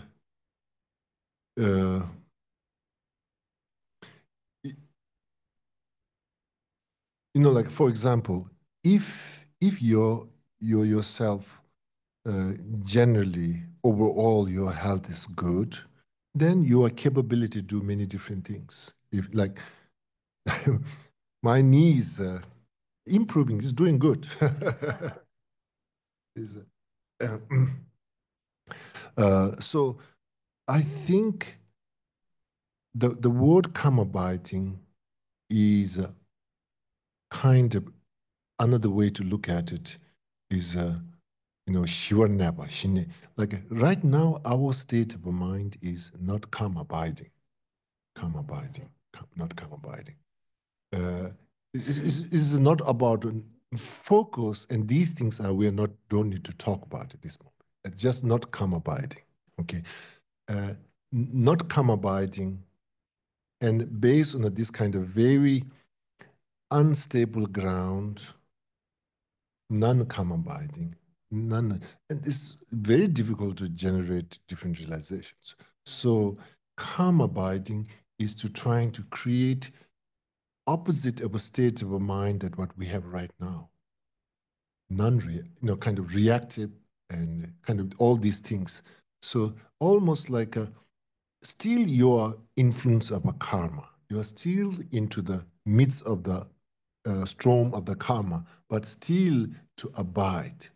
That's the really the state of awareness. Is not making something very kind of protected and so on and so forth. It can be midst of everything, but at the same time somehow able to abide, grounded. Okay, so so and that abiding, that grounded, even though you are in the midst of everything, that abiding becomes a very powerful kind of foundation to concentration. And your concentration, which is a built, kind of like a grown up, nurtured into the environment of a calm abiding, that concentration can be very, very powerful. You know, less obstacle, fundamentally powerful because there's a less obstacle. So, you know, fundamental Shine training, of course, there is an object and it gives you a time to focus to just to kind of focus into the focusing itself is not necessarily uh, that's just process. The focus training is like a built up muscle, built up the strength. Overall, what we want to be as a healthy state of existence. And similarly over here, concentration is that kind of like a training process. End of the day, we want to be state of our awareness can be midst of a karmic storm, but still able to stay still. So that's the kind of like the what come abiding in the shine come, you know, uh, then shinegi thing is in shinegi thing is shiver nevi thing is in concentration through the state of a calm abiding. Concentration through the state of a calm abiding. That concentration becomes really, really kind of like effective. Uh, so sure never. So therefore, in like this kind of like emphasis, not calm abiding because reactive. Why we are reactive? Because we are not let going. Okay, so therefore, sometime in a meditation is many times it's just kind of like not trying to repress the reaction, not trying to immediately applying antidote and not trying to transform. You're really kind of not reacting for the reaction, basically. Uh, uh, you're kind of like a training in your state of a meditate. Basically, sometimes you say, I want to do Shine meditation, then you have an object, and then you're trying to kind of focus. Sometimes I feel like it is distracting, that object. And the real issue is yeah. So, basically, at the beginning, I think, sometimes, like when we give like breathing meditation, then you have some toy to play. To instead of the usual toy, then now you have a breath to play. Okay. At least I have something to do. So you get concentrated breath. So I think is important to mind to ease whatever karmic illusions going on.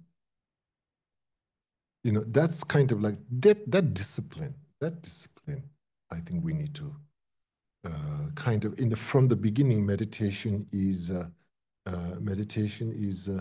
not trying to ignore all the karmic things going on, but somehow to survive and thrive in the middle of that, and not trying to distract and, I say, ignored, and somehow not to get scared, making that whole commitment. I'm not going to get scared. Okay. And then slowly.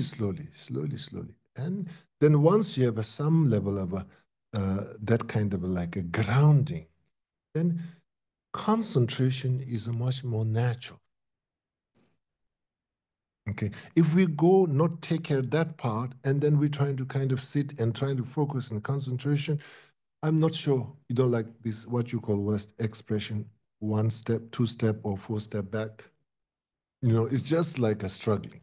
So psychologically, emotionally, we're trying to kind of prepared and giving that kind of intention to non-reactive instead of that kind of things. So calm abiding. Calm abiding is okay, now it's easy to say the word non-reactive, but you need to kind of loosen up the grip of the attachment, loosen up the grasping element, just kind of intentionally. Again, we can say this word easily too. So here, kind of like and in such a case, like for example, just glimpse of awareness of impermanent. You don't need to think impermanent. You don't need to accumulate the perceptions of impermanent. Just just expression, glimpse of expression. This is not forever. And then you're coming back to that kind of like a calm state of awareness. Calm state of awareness. Present state. Basically, you are really present. Expansion, present state of awareness. You're being really, like you're not like in one corner, in that corner, left corner, right corner. So you're constantly being wider open with your awareness. Pay attention, be present, non-reactive, and that's the practice.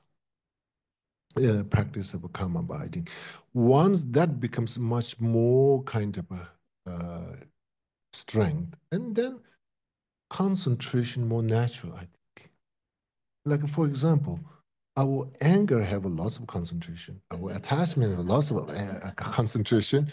It don't need to go through the 9 stages. It don't need the Shine help. It doesn't matter. It's like one moment. It have a full concentration. So we have that. So So fundamentally, looks like that kind of like overall stage of awareness is a kind of not get distraction with any another things, and basically non-reacting and facing and seeing and aware of all the karmic waves. And the main training, there's one of the great teacher Kadamba, and lots of great teachers kind of like nurturing that teacher. And one of the another Kadamba practitioner told him, "Oh, you must be practicing a lot, and because you have all these teachers, and you might have like a very special." And he said, "No, no, no, I don't have any. I have only observing my body, speech, and mind. That's my practice only." Just observing that awareness. Just, I think the literal translation is basically I'm guarding my body, speech, and mind. My practice is just to guard, just to protect my body, speech.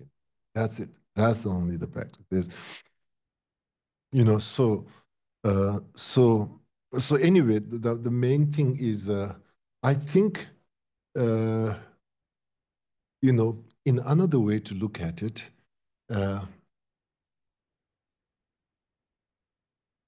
uh,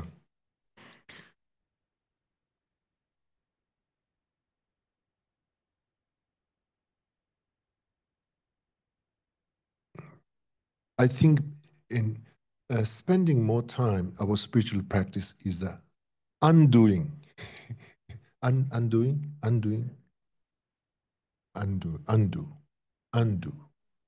undo. Not so much doing what you can, not like accumulating more. So at the beginning, okay, we have all these sadhanas, information, but okay, how we first undo. Don't maybe the one to accumulation should be undoing, 100,000 undoing, maybe unaccumulating, unaccumulating namtok, you know. Yeah, maybe something uh, universal wonder for spiritual path is undoing, maybe undoing. Otherwise, it kind of like a covers, and we can hide with behind that. So maybe so now in basically, uh, uh, basically, uh, if you're doing half an hour sadhana, maybe spend like at the beginning maybe 15 minutes just undoing. Not half an hour, all the half an hour packed with the sadhana. Don't no. Also in a retreat, when you go to a retreat, uh, one time I told my friend, he said he wants to go to retreat, and he said, "What you should take, practice texts and things, many things." And I told him, "Don't take anything. Why you need something? You have your mind is come with you, and it will give you plenty job." Unlimited practice. Your mind will be there, and basically it will give you enough practice. So otherwise you have some, I'm not sure. So therefore it's really the observing the mind, and how we work with the mind. And once we do that, then rest of the sadhana is ready to go. Concentration is there. Particularly concentrate, just I say we accumulate too much.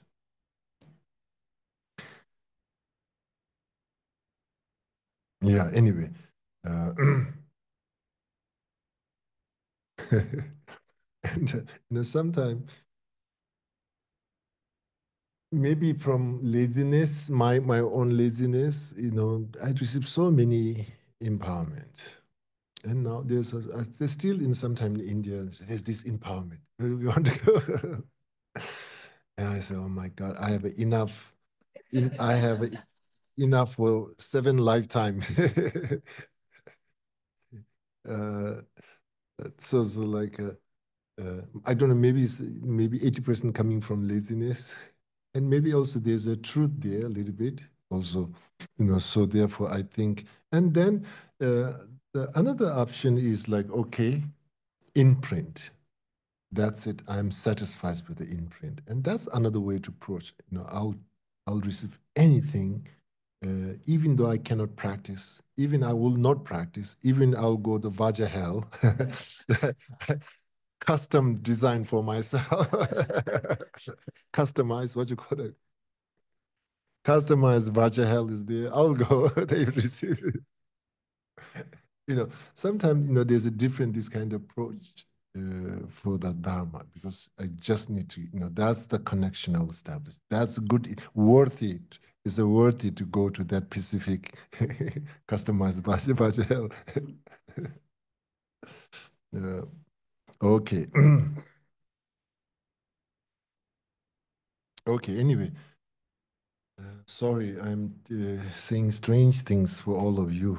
Hope, hope I didn't make you all worse. Bad influence. Okay. So anyway,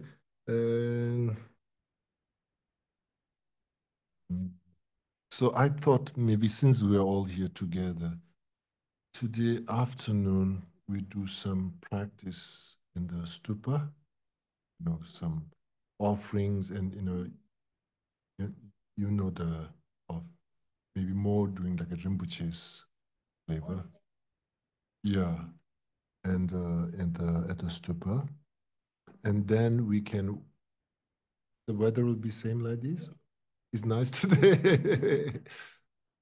Okay, then we take a gradually walking meditation up to uh, up to the hill there, up there, and we do some practice up there.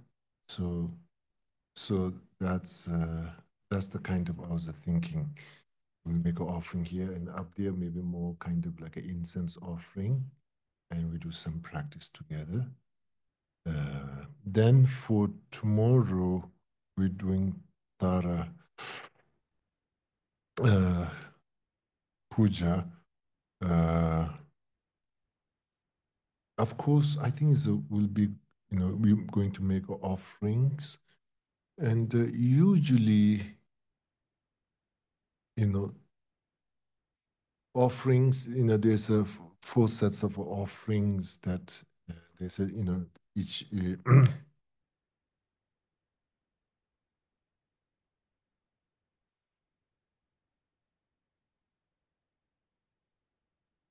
Hmm.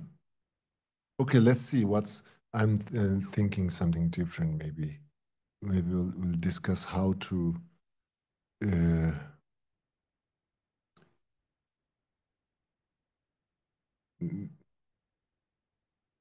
Maybe like, for example, offerings usually in Portland, when I do sometimes we do the 1 day Tara retreat, doing the offering.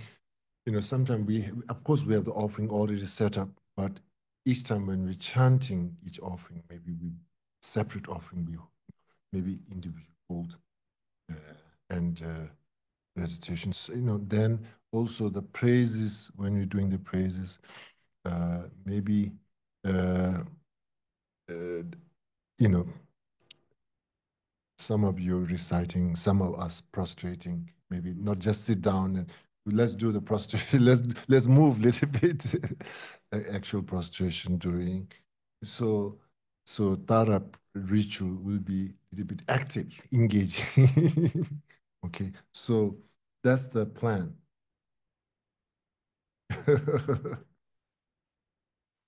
One time we did medicine Buddha practice in Portland, and a friend of mine came from Midwest. And then, during the medicine Buddha practice, each medicine Buddha, there's a 7 taking a refuge and prostration. And although usually we just recite, but we don't do. And I told that time, let's do it. And somebody, we all doing that, each the prostration, all 7 times, and sit down, recite it, again, get up, the 7. And my friend, he got sick. I don't know what happened. He ended up in hospital after the medicine Buddha, and he ended up in hospital for almost a month. And another my friend blaming for me. You did it because of the prostration in the so many prostitution. Now he got in the. No, he's okay. I don't know what something triggered.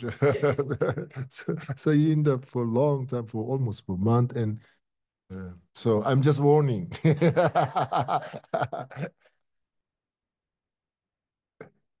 Yeah, wherever usually you do front of Tara, like, what,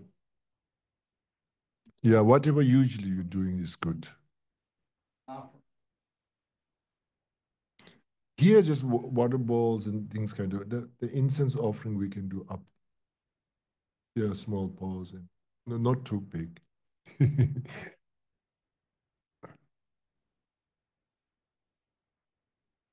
Yeah, we meet at the stupa, where the stupa over there.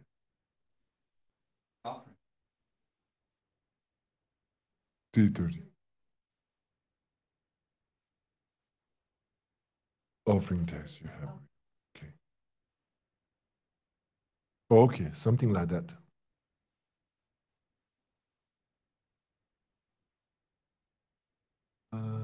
What we have some, we have, yeah, go ahead, go ahead.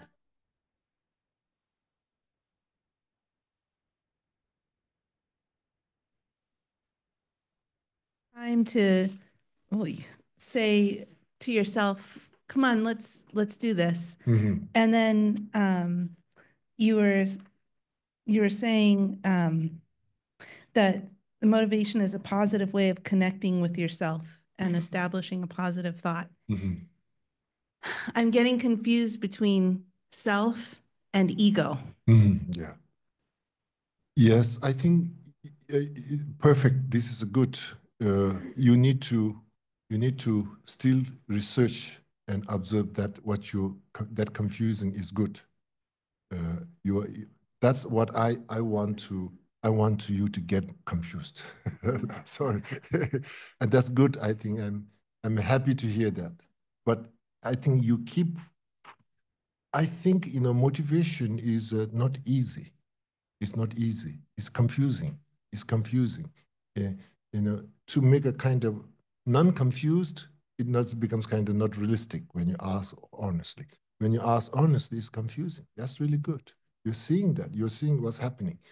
And that quest is very important. So motivation is, uh, like, I think, don't forget that confusion, that kind of strange feeling that arises. I'll encourage, pay attention, gaze, look into that direction, and but at the same time, your understanding is. I used to tell motivation is to reinventing yourself. Reinventing. It's not something like good feeling. It's really reinventing. So reinventing from where? There's a karmically, there's a something put there, day-to-day basis, every day.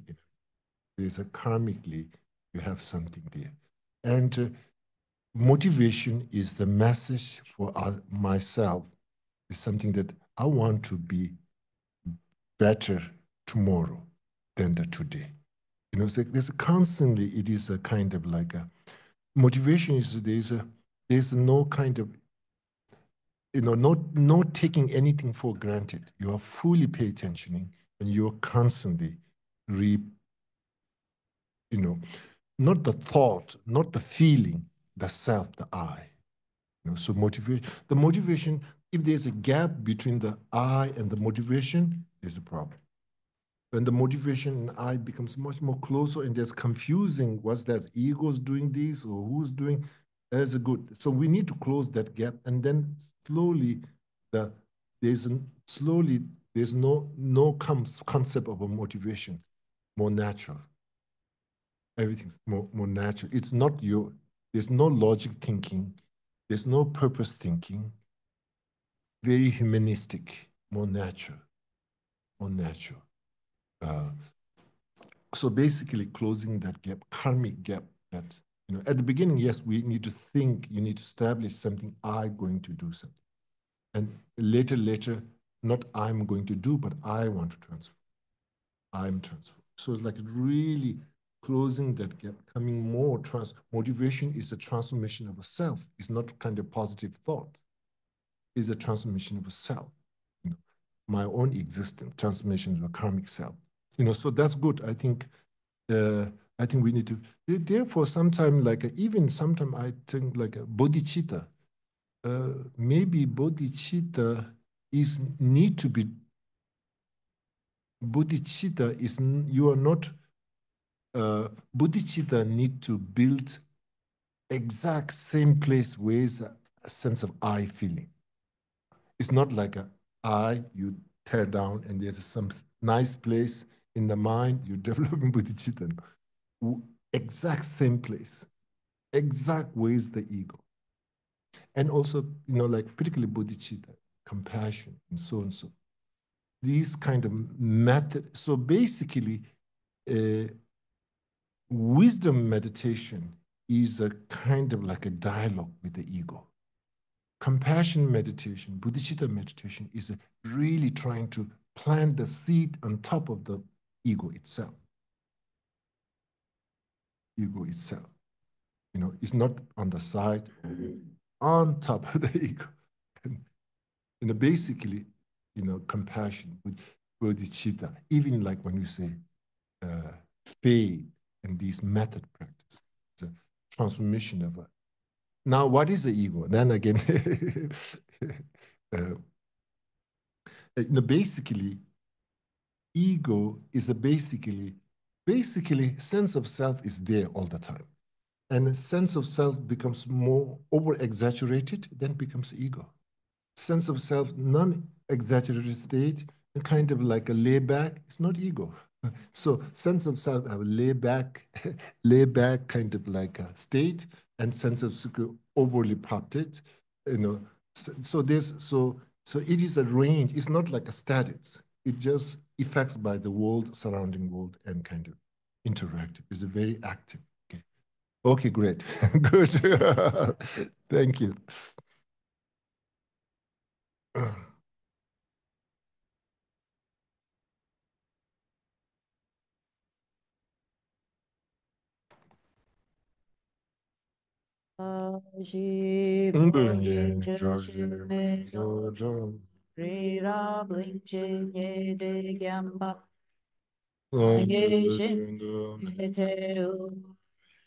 Drogun namdak jingla chobar sho yedam guru ratna mandala kamne yatayami Yevadi yurdu da lama sangye ryu ne drowa jigyan malu pade sala go par sho janchu sencho rinpoche Mage panam ge gyurshi ye banyam pa me pa ye gone gondu pelwar sho.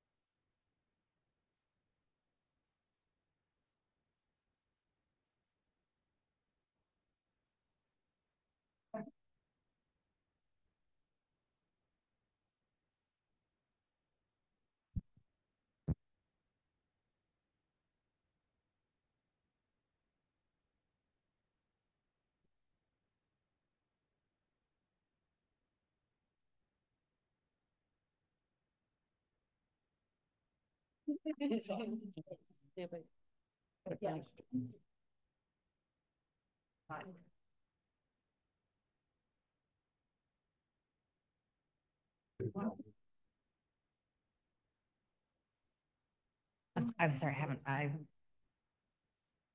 because I missed it. Okay, hopefully it's on there. I just gotta reset and then I'll let you know. Sorry. I made the request. Yes.